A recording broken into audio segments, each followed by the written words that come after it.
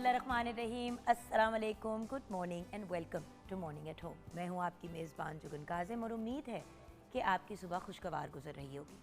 Viewers, जैसे कि आप जानते हैं पाकिस्तान के मुख्तलिफ़ इलाकों में बारिशें जारी हैं और KPK की सिचुएशन की तो अवेयरनेस हमने आपको कल भी दी, क्योंकि वहाँ पे फ्लैश फ्लड्स हो रहे हैं और क्लाउड बर्स्ट हो रहे हैं। उसकी वजह से सिचुएशन काफ़ी ज़्यादा सीरियस हो चुकी है और उसकी वजह से ऑब्वियसली जानी और माली नुकसान भी हो रहा है। हाई अलर्ट्स जारी हैं और बारिश जारी रहने के इम्कान काफ़ी ज़्यादा हैं और ये बात बार बार फैक्ट आपके साथ शेयर भी किया जा रहा है। पहाड़ी इलाकों में तेज़ बारिश और फ्लड्स की वजह से स्कूल्स बंद कर दिए गए हैं। मेरे ख्याल से तकरीबन एक हफ़्ते के लिए क्लोजर डिक्लेयर हुआ है और ऑब्वियसली अगर क्लोजर डिक्लेयर हुआ है तो इसका मतलब है कि बच्चों के तहफ़्फ़ुज़ के लिए और फैमिलीज़ के तहफ़्फ़ुज़ के लिए ये स्टेप उठाया गया है। तो अगर मकामी इलाके के जो इंतज़ामिया हैं, अगर वो ये कहते हैं कि प्लीज़ वो जगह इवैक्यूएट कर दें या यानी कि उस जगह को छोड़ दें, किसी और महफूज जगह चले जाएं, तो प्लीज़ प्लीज़ प्लीज़ उनकी बात ज़रूर सुनें और उनकी बात पे सीरियस गौर भी करें। ये एक बड़ा इम्पॉर्टेंट एलिमेंट है। उसके साथ साथ जैसे कि आप जानते हैं आर्मी, NDMA, रेस्क्यू 1122 की ऑफ कोर्स एफ़र्ट्स लोगों की मदद करने के लिए जारी हैं।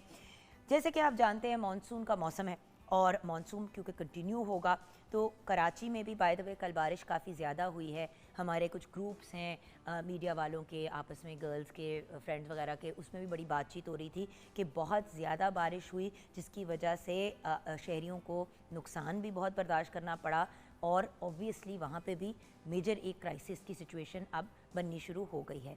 सो व्यूअर्स, बेसिकली आज ये बात करने का रीज़न और ये चीज़ आपसे डिस्कस करने का मेन पर्पस ये है, जो हर रोज़ हम कर रहे हैं, कि एक तो आपको लेटेस्ट न्यूज़ भी दें लेकिन उसके साथ साथ आपको ये याद कराएं कि देखिए आर्मी, NDMA, 1122 ये सारे अपने अपने एफ़र्ट्स कर रहे हैं। हम लोगों ने अपने एफ़र्ट्स करने हैं। देखिए वार्निंग दी जा सकती है, गाइडेंस दी जा सकती है, उसके बाद तो हम लोगों ने खुद ही कदम उठाने हैं ना। अगर खुदा न खास्ता जानिया, देखिए माली नुकसान अपनी जगह है, लेकिन अगर ख़र्चा है जानी नुकसान का तो फिर माली नुकसान को आप तरजीह नहीं दे सकते, क्योंकि खुदा न खास्ता फैमिली मेम्बर कोई आपका इस दुनिया में ना रहे या पूरी की पूरी फैमिली जो है उनको कोई नुकसान इस तरह का जिस्मानी पहुंच जाए तो क्या फ़ायदा।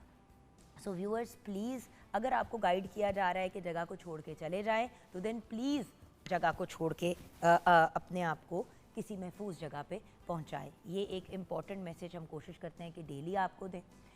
आज का टॉपिक, मैं वैसे सोच रही थी कि व्यूअर्स देखें आजकल के ज़माने में जनरली भी लोग जो हैं बड़े मामलात में कंजूसी कर जाते हैं। कभी पैसों में बंदा कंजूसी कर जाता है, कभी बंदा लाड प्यार में कर जाता है। कंजूसी तो किसी भी एस्पेक्ट में हो सकती है, लेकिन जिस चीज़ का मुझे सबसे ज़्यादा अफसोस होता है और दुख होता है वो ये है कि अब तो तारीफ़ करने या किसी को कॉम्प्लीमेंट देने में भी हम लोगों के साथ इतनी कंजूसी करते हैं कि इट्स नॉट इवन फनी।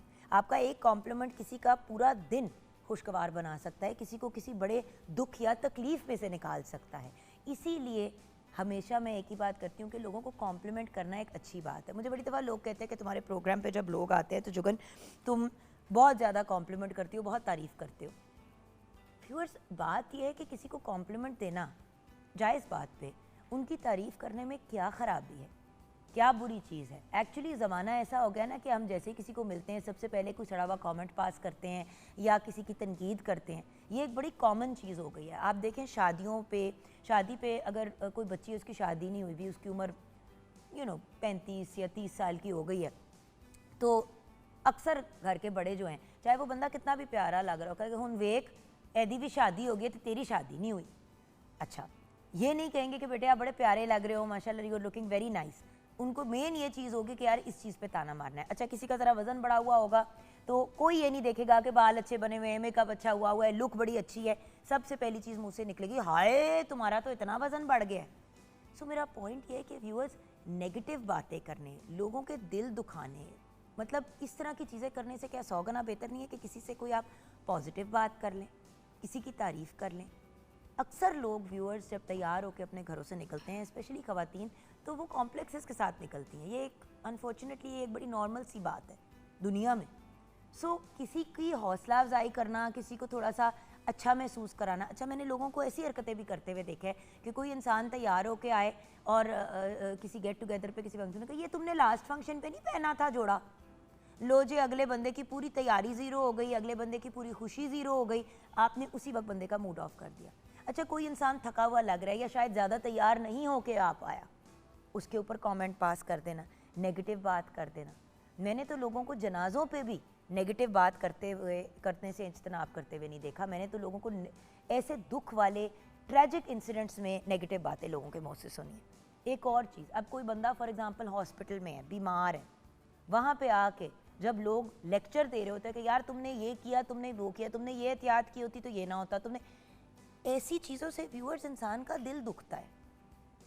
और जब कोई क्राइसिस या कोई प्रॉब्लम आया हुआ होता है तो उस वक्त इंसान को सबसे ज़्यादा एक चीज़ की ज़रूरत होती है और वो होती है हौसला अफजाई की। और किसी को कॉम्प्लीमेंट करना या किसी की तारीफ़ करने से हमारी इज़्ज़त तो कम नहीं हो जाती। आप ये देखें, कोई इंसान अपनी शादी की तस्वीरें लगाता है, जैसे मीडिया में अक्सर ऐसे होता है, लोग अपनी वेडिंग पिक्चर्स लगाते हैं, लो जी मतलब जानने वाले तो अपनी जगह, जो रैंडम लोग भी हैं जो देख रहे होते हैं इस तरह, वो ऐसे ऐसे नेगेटिव कमेंट्स पास करते हैं, हाय अल्लाह ये तो बड़ी मोटी लग रही है, वो देखो हूर की बगल में लंगूर।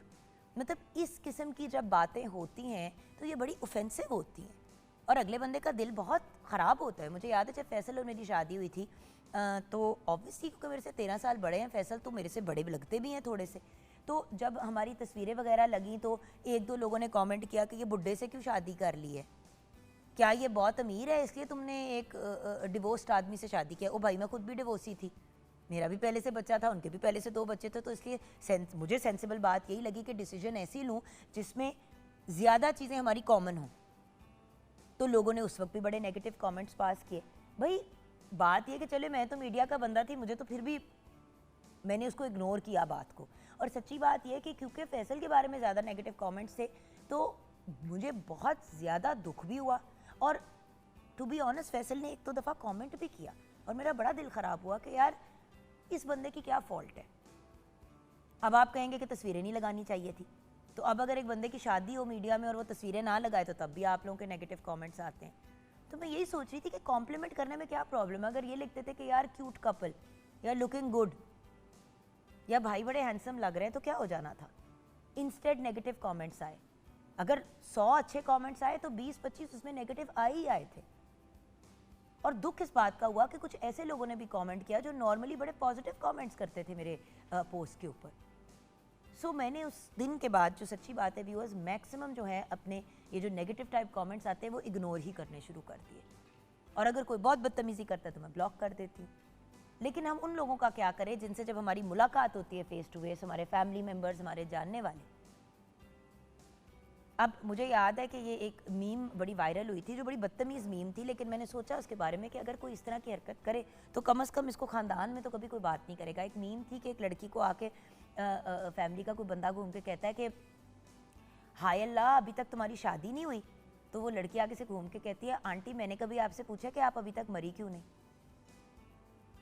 बात यह है कि व्यूअर्स, दिल दुखाने वाली और बुरी बातें करनी नहीं चाहिए। अक्सर यंग लोग जो है लिहाज में और अदब में नहीं बोलते, बड़े जो हैं वो ऐसे ऐसे कमेंट्स पास कर देते हैं। मैंने अपनी फ्रेंड्स के साथ देखा है। अब क्योंकि ऑब्वियसली मेरा बेटा 19 साल का हो गया तो वो भी अब उस एज कैटेगरी में आ गया कि लोग जब कमेंट्स वगैरह पास करते हैं, तो मैंने बड़ी दफ़ा देखा है अपनी फ्रेंड्स जिनके बच्चे सेम एज कैटेगरी के हैं, वो मतलब कोई बच्चा आया घर तो कहा तुम ये क्या हाल बना के आए हो बेटा, तुम्हारे घर वाले तुम्हें तमीज़ के कपड़े नहीं देते क्या, हमारा घर। मतलब बात ये कि व्यूअर्स, ताने मारना, लोगों की क्रिटिक करना, लोगों का दिल ख़राब करना, लोगों को नीचा दिखाना, ये चीज़ें बहुत ज़्यादा गैर ज़रूरी हैं। हर इंसान व्यूअर्स किसी ना किसी दुख, किसी ना किसी प्रॉब्लम, किसी ना किसी इशू में मुब्तला है। क्या ज़रूरी है कि हम लोगों का दिल दुखाएं? क्या हम लोगों की खुशियों में या लोगों के चेहरे पे मुस्कुराहट लाने में हिस्सा नहीं डालना चाहते? हम सिर्फ लोगों का दिल दुखाना चाहते हैं। तो व्यूअर्स, नेक्स्ट टाइम जब ज़बान से कोई नेगेटिव कमेंट निकल रहा हो तो 10 दफ़ा सोचें कि अगर यही बात आपको कोई कहे, सिंपल सी बात है, बड़े आराम से किसी को कहते हैं हाय बड़ी मोटी हो गई हो, वही वाली बात अगर कोई आपको उसी वक्त उसी जगह पे खड़ा होकर कहे जहाँ पे आप किसी और को कह रहे हैं, आपका क्या हाल होगा? आपका इतना सा मुँह बन जाएगा, चाहे आप नकली मुस्कुराहट चेहरे पे ले भी आएँ, वो शाम या वो दिन आप इंजॉय नहीं करने वाले, क्योंकि आपको बिला वजह किसी ने हर्ट कर दिया। और सच्ची बात बताऊँ व्यूअर्स, अगर कोई इंसान मोटा हो गया है या उसके चेहरे पे वो रौनक नहीं रही या कोई प्रॉब्लम हुई हुई है, तो उस इंसान को खुद भी पता होता है किसी भी इंसान को आपको बताने की ज़रूरत नहीं होती कि आपका वज़न बढ़ गया है। उनको अपने कपड़े पहन के और अपनी लुक से समझ आ जाती है कि उनका वज़न बढ़ा हुआ है। आपके कहने से ना तो उनका वज़न कम होना है और ना ही उनका वज़न बढ़ना उनको कम बुरा लगना है। हाँ, अगर आप किसी को मिल के कहें कि आप तो बहुत अच्छी लग रही हो, या आज माशाल्लाह कितनी मतलब प्रिटी कपड़े पहने हुए, बड़े सूट कर रहे हैं तुम्हें, ये बड़ी एलिगेंट लग रही हो, तो क्या किसी का चला जाएगा। अच्छा, मर्द हजरात आपस में एक दूसरे के साथ इस तरह की जनरली बातें अपीयरेंस वगैरह की नहीं करते, ख़वातीन ही करती हैं। ख़वातीन मर्दों पे भी कमेंट पास करती हैं और एक दूसरे पे भी करती हैं, और बच्चों के साथ भी कभी कभी ऐसी बातें कर जाती हैं। सो व्यूअर्स, प्लीज़, कॉम्प्लीमेंट देना ना सिर्फ दूसरे के लिए खुशी का सबब बनता है, बट हमारी शख्सियत भी इससे बड़ी खूबसूरत बनती है। मैं आपको इतना बता दूं, जो लोग सड़ियाँ मारते हैं और नेगेटिव कमेंट्स पास करते हैं, उनके पीठ पीछे उनको सड़ियल ही कहा जाता है। उनके पीठ पीछे यही कहा जाता है, आए हाय फिर फलां आंटी मिली। और ऐसा भी होता है कि आपस में बैठ के ग्रुप में कजन्स वगैरह बात कर रहे होते हैं, अच्छा तुम्हें कहा इस बार आंटी ने क्या कहा, फलां वाली आंटी ने, अच्छा मुझे ये कहा। तो बात यह है कि आप क्यों उन लोगों में अपना नाम शामिल करना चाहते हैं। देखिए, चाहे छोटा हो या बड़ा हो, दिल हर किसी के पास होता है और दुखता उतना ही है। और यंग लोग जो ऑलरेडी हज़ार कॉम्प्लेक्सेस का शिकार होते हैं, अगर हम उनके खिलाफ सिली बातें ना करें, मोटापे की या शक्ल की या रंगत की या बालों की या नेल्स की या जूतों की या कपड़ों की, तो मेरे ख्याल से एक बहुत अच्छा अमल होगा। और अगर किसी की ज़िंदगी में कोई ऐसा एलिमेंट है, अगर कोई लड़की है वो ऑलमोस्ट 40 की होने वाली है, उसकी नई शादी हुई, तो क्या ज़रूरत है उसको घूम के कहने की 10 लोगों के सामने, तुम्हारी अभी तक शादी नहीं हुई, आए हाय क्या होगा तुम्हारा। मतलब ये कोई बातें हैं कहने वाली व्यूअर्स। सो कोशिश करें कि जब ज़बान पे कोई नेगेटिव बात आ रही हो ना, तो उसको कन्वर्ट कर दें किसी पॉजिटिव बात में। आपकी अच्छी आदत बन जाएगी और आपको लोग हमेशा अच्छे अल्फाज में याद करेंगे और आपके साथ उठना बैठना भी पसंद करेंगे। जो लोग नेगेटिव बातें करते हैं, जो अकेले रह जाते हैं दुनिया में, अक्सर सोचते हैं कि यार क्यों। अपने मिजाज को भी देखना चाहिए, ये भी देखना चाहिए कि हम किस तरह लोगों के साथ डील करते हैं। अगर हमारा टोटल फोकस लोगों को नीचा दिखाना है, उनको बुरा महसूस कराना है, तो ये जनरली एक बड़ा नेगेटिव अमल है। लोगों का दिल दुखाते जाएंगे, गुनाह अपने सिर लेते जाएंगे, दुनिया मुकाफाते अमल है, वो चीज़ अपने मुंह पे आ जाती है। मैं बड़ी दफ़ा ये एग्जांपल पहले भी शेयर कर चुकी हूँ और आज भी आपके साथ शेयर करूँगी कि एक दफ़ा मैं बैठी हुई थी कहीं पे और एक बात हो रही थी किसी की बेटी के बारे में ना, बड़ी नेगेटिव बात हो रही थी कि वो बड़ी तेज़ है, उसका चक्कर चल रहा है, वो ये है वो है, पता नहीं क्या है, माँ बाप का मुँह काला करा रही।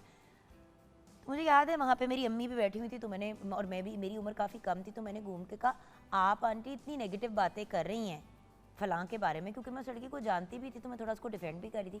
मैंने कहा आपकी भी तो बेटियाँ हैं, गलती या ऊंच नीच तो हर इंसान से हो जाती है, जब हम इस तरह की बातें करते हैं तो वो हमारे ऊपर वापस भी तो आती हैं। मामा बहुत नाराज़ हुई मेरे साथ, मुझे उसी वक्त उन्होंने डांट दिया, कमरे से भेज दिया। बाद में जब मैंने जाके उनसे बात की तो मैंने कहा मामा आपकी भी 2 बेटियाँ हैं, कल को अगर मेरे बारे में या आपा के बारे में कोई नेगेटिव बात करेगा तो आपको भी नहीं अच्छा लगेगा ना, और ये तो आपकी फ्रेंड की बेटी है। उन्होंने कहा हाँ बेटा, लेकिन बड़ों से इस तरह बात नहीं करते। मैंने कहा बिल्कुल ठीक कह रही हैं मामा, लेकिन आप तो बड़ी हैं, आप तो कह सकती थी। और सबसे अच्छी बात मामा की मुझे ये लगी कि उन्होंने तस्लीम किया, और उन्होंने फिर आगे से कुछ मेरे ख्याल से किया ही होगा, अपनी फ्रेंड से बातचीत की होगी।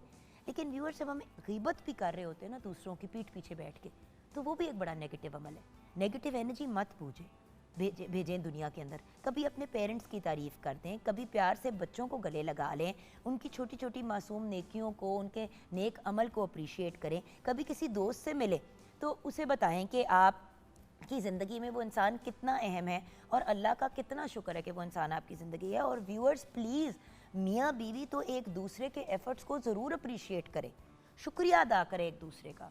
मैं आपको एक मज़े की बात बताऊँ, मतलब it's just one of those things. मैं कोई छोटी सी भी चीज़ हासिल के लिए करती हूँ, थैंक यू ज़रूर वो कहते हैं, वो भी मेरे लिए कोई चीज़ करते हैं। हम खाने पे भी अगर साथ जाते हैं तो मैं कहती हूँ thank you so much for dinner Mao. Because बात ये है कि एक दूसरे की छोटी और बड़ी चीज़ों को जब हम अप्रिशिएट करते हैं तो अगले को भी एहसास होता है कि वो उनकी मेहनत जो है वो रायगा नहीं गई, अगले ने उसको नोट किया है। मैंने बच्चों को भी हमेशा कहा है कि भाई बाबा अगर आपके लिए कोई चीज़ लेके आते हैं या आपको कोई लेके जाते हैं या अगर हम लोग खाने पे जाते हैं, आप बाबा का थैंक यू करें, उनको हग ही दें, उनको हक दें, उनको थैंक यू करें। उन्हें हमज़ा, हसन, नूर, कमाल, दानिया, सारे बच्चे, क्योंकि व्यूअर्स एक दूसरे को अप्रिशिएट करने से प्यार बढ़ता है। तो नेगेटिविटी से इज्तनाब करें, पॉजिटिविटी की तरफ जाएं। अगर शौहर अपनी बीवी को इस बात का एहसास दिलाता है कि भाई आप पूरा घर संभालती हैं, आप साथ में काम भी करती हैं, या आप सिर्फ अगर घर भी देखती हैं एज अ होम मेकर, उन्हें कॉम्प्लीमेंट दे। घर आते ही अगर मियाँ कहे हाय दिल को सुकून मिल गया, आप मेरे सामने हो, आपका चेहरा देख के मैं, इतना मेरा टफ डे था, मेरा दिन अब मुझे पता है कि बड़ा अच्छा गुजरेगा, कोई भी कॉम्प्लीमेंट भाई देने से आपकी इज्जत तो नहीं कम हो जाती, और स्पेशली उन लम्हों पे जब आप देख रहे हैं कि अगला बंदा थका हुआ है, किसी दुख से, किसी तकलीफ से, या जनरली मूड डाउन है, तो एक कॉम्प्लीमेंट दे दे, आपकी नेकी गिनी जाएगी, एक पॉजिटिव अमल भी होगा और आपका रिश्ता भी बहुत अच्छा हो जाएगा दूसरे इंसान के साथ। सो बढ़ते हैं किचन की तरफ। शेफ़ कनीज़ फातिमा हमारे साथ हैं। अस्सलाम वालेकुम। वालेकुम अस्सलाम। कैसी हो बेटी? बिल्कुल ठीक। कॉम्प्लीमेंट्स की बात हो रही है, मुझे एक बात बताओ, जिस तरह अगर प्रोग्राम होता है, जिस तरह मैं जब आपकी बात करती हूँ तो माशाल्लाह you are a brilliant artist, आप होस्टिंग भी करते हो, आप एक शेफ़ भी हो, और जब आपकी हौसला अफजाई की जाती है या ये कहा जाता है बेटा great job, I am so proud of you, आप इतना अच्छा काम कर रहे हो, इसकी बनिस्बत के आप आए और मैं ऑनर कहूँ यार शेफ आप तो कोई मज़े की डिश ही नहीं बनानी सिखाती, तो यार फिर आपका शो पे आने का फ़ायदा क्या है? मैंने क्या आपको सिर्फ ऑनर बुलाया आपको जलील करने के लिए? तो ये चीज़ें हम पर्सनल लाइफ में भी करते हैं। बिल्कुल। तो क्या कहोगी बेटे as a young person? As a young person मैं ये कहूँगी कि जो एप्रिसिएशन है ना वो बहुत ज़्यादा ज़रूरी है, किसी भी लिहाज से हो, कुछ भी हो, मतलब कि आपको अप्रिशिएट करना चाहिए। ये नहीं कि अगले को आप डिग्रेड करने में लगे रहो या उसको मतलब कि क्रिटिसाइज़ करो, ऐसे नहीं वैसे नहीं, तो अप्रिशिएट लाजमी करें, क्योंकि अप्रिसिएशन से अगले बंदे का एक तो हौसला बढ़ता है, तो मस्ट एप्रिसिएशन। और यंग लोगों के साथ जो बड़े बुरी तरीके से बात करते हैं या हर वक्त तनकीद करते हैं, उसके बारे में क्या कहोगी? एज ए यंग पर्सन कैसा महसूस करती हो? मैं चाहती हूँ कि व्यूअर्स अंडरस्टैंड करें कि हमारे बच्चे कैसा फील करते हैं। अगर तनकीद अगर आप करना भी चाहते हो तो उसका भी एक तरीका होता है। 10 लोगों के सामने बिल्कुल आए हाय बेटा तैयार ही होके आ जाती, वही ना, एक तरीका होता है। आप अलग से ले जाके उसे समझा सकते हो, उसे बता सकते हो। इवन अगर कोई इवेंट या कोई ओकेजन है, आप उसके बाद में बता दो। एग्जैक्टली उसका ओकेजन तो ना खराब करो। हाँ बिल्कुल। मैंने दुल्हनों के साथ लोगों को करते हुए देखा है, ऐसे ही है कि दुल्हन बैठी हुई तैयार का हाय बेटा तुम्हारी बेस इतनी बुरी बनाई है कि इवन एक आंटीज ग्रुप उसकी की शादी का दिन है भाई, बेस फट गई है, तुम्हारा लहंगा नहीं ठीक, मेकअप कहाँ से करवाया है। ये बहुत ना नॉनसेंस से क्वेश्चंस हैं। एक पूरा आंटीज का ग्रुप बैठ के डिस्कशन करे तो उसका दूल्हा ऐसा है, इसका लहंगा ऐसा है, अब आप देख रहे हैं ऐसा है। अब वो आंटियां कौन है? वो आप और मैं ही हैं। अब हम उस एज कैटेगरी में हैं, with all due respect guys, कि जहाँ पे यंग अगर 15-16 साल का कोई बच्चा या 20 साल का भी कोई बच्ची या बच्चा को आप नेगेटिव बात करते हैं, तो आप फिर उन आंटी अंकल की कैटेगरी में आ गए जो हर किसी के बारे में नेगेटिव बात ही करते हैं। सो व्यूअर्स, नेगेटिविटी को पॉजिटिविटी में कन्वर्ट करें, नेगेटिव बात की जगह अच्छी बात करें, अगले को अच्छा महसूस कराएं, ताकि वो भी खुश हो, उसका भी दिन अच्छा गुजरे और आपकी भी नेकी गिनी जाए। यहाँ पे ब्रेक की तरफ जाएंगे, ब्रेक के बाद जब वापस आएंगे तो शेफ़ कनीज़ फातिमा के ब्रिलियंट किचन में मुलाकात होगी। हमारे साथ रहिएगा।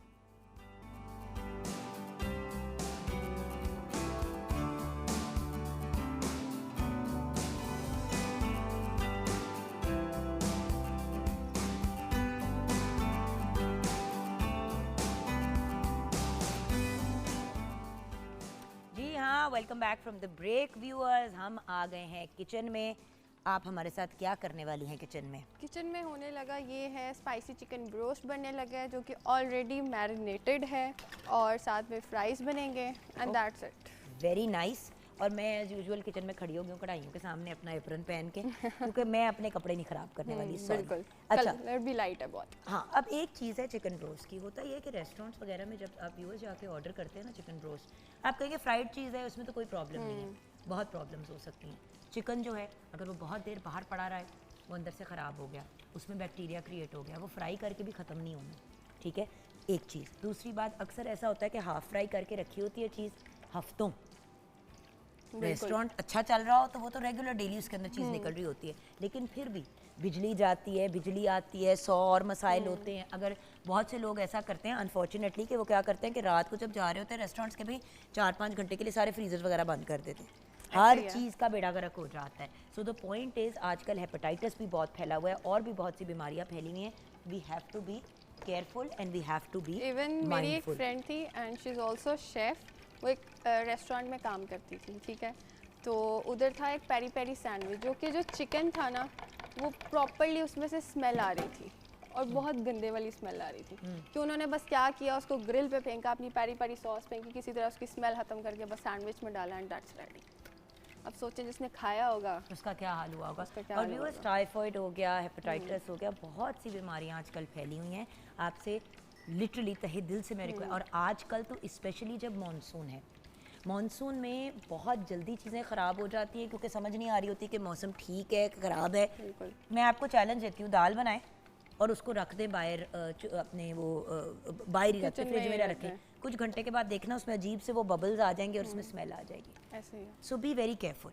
अच्छा जी, तो फ्राइंग की तरफ कब आप मुझे भेजेंगी? पहले हम इंग्रेडिएंट्स बता देते हैं। आप पहले मुझे फ्राइंग की तरफ कर भेज दें देती हूँ, ताकि चलें, फिर ठीक आप है। अपने इंग्रेडिएंट्स और वो चीज़ें बता अच्छा, दीजिएगा। जैसे कि मैंने बताया कि जो चिकन है वो ऑलरेडी मैरिनेटेड है, इसको अच्छे से ओवरनाइट मैंने मैरिनेट किया हुआ है। और साथ ही साथ जो इसकी कोटिंग के लिए जो चीज़ें यूज़ होंगी वो होगा बिल्कुल प्लेन फ्लावर, मैदा और वाटर, चिल्ड वाटर होना चाहिए या नॉर्मल रूम टेम्परेचर वाला, गर्म पानी नहीं होना चाहिए।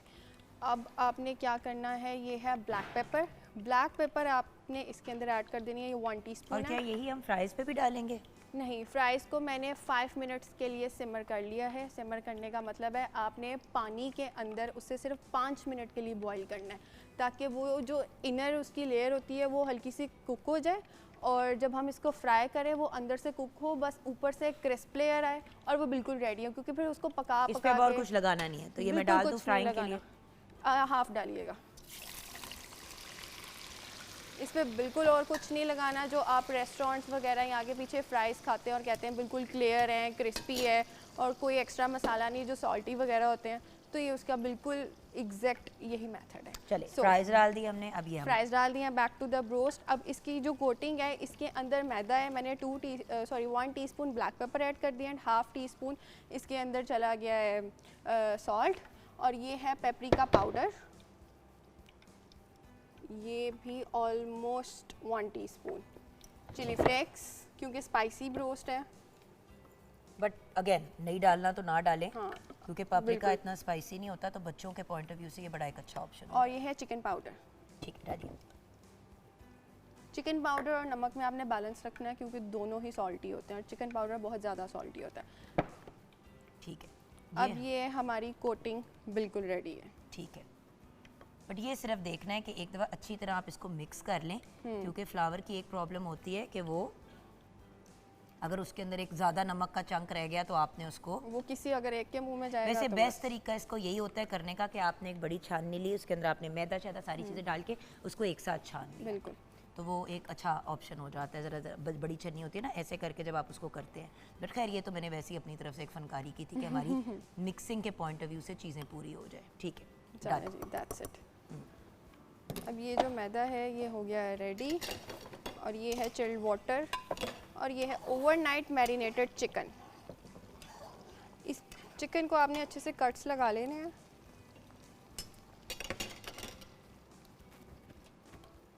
अच्छा, और चिकन हमारी अभी कुक्ड नहीं है, राइट? बिल्कुल कुक नहीं है। इसको आपने अच्छे से इस तरह से बाइंड करना है, प्रॉपर आपने चिकन को प्रेस करना है,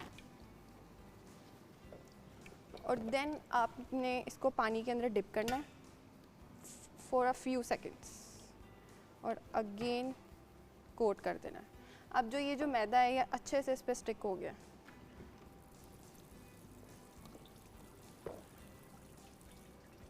और ऑयल की जो फ्लेम है वो बिल्कुल मीडियम होनी चाहिए, लो टू मीडियम।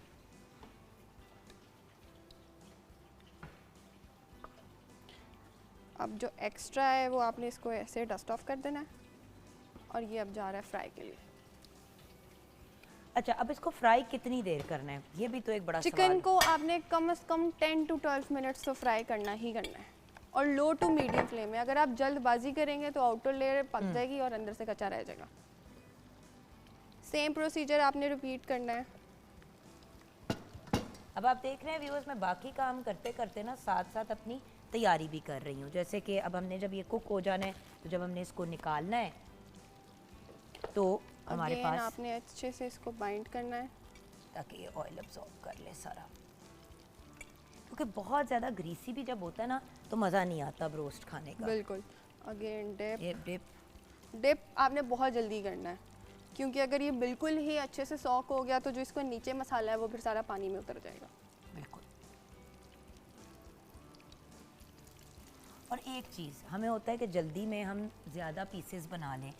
जब आप बहुत ज़्यादा चीज़ें डाल लेते हैं ना ऑयल में एक साथ, तो वो सारा कुछ ना उसका बैटर वगैरह चीज़ें उतरनी शुरू हो बिल्कुल। जाती हैं। हाँ जी। सो इतने पीसेस डालें जितने उसके अंदर खुले कि oil में। जितनी आपके पैन की कैपेसिटी है, ये नहीं कि एक के साथ एक टकरा रहा है, तो एक तो वो उसकी अब ये लेयरिंग भी देखें ना खराब हमारे होगी। फ्राइज भी कितने क्रिस्पी होने शुरू हो गए हैं। ये देखें व्यूअर्स, ये अभी थोड़ी देर ही हमने इनको फ्राई किया और ये सिर्फ ये सिर्फ बॉइल्ड थे फ्राइज, राइट? बिल्कुल, मैंने इनको कट करके नमक लगा के रखा है। जैसे ही वो जो आलू का जो पानी निकलता है उसको मैंने ड्रेन करने के बाद बस इसको हमने ठीक है। डाल दिया, दैट्स इट। और डबल लेयर मैदे का लगाने का ये रीज़न है कि वो जो आपको क्रिस्पी ब्रोस्ट वाली फील आती है वो आपकी खाने में आ जाए। बहुत ज़्यादा हिलजुल नहीं करनी है आपने, सिर्फ जो आपके जैसे एक चिकन हमने जो लेग्स डाल दी थी वो अब मैं ज़रा सी टर्न कर रही हूँ। और 2 to 3 मिनट्स के बाद आपने इसकी पोजीशन चेंज करनी है, क्योंकि अगर फ़ौरन करेंगे तो कोटिंग वो कोटिंग उतर जाएगी। बिल्कुल।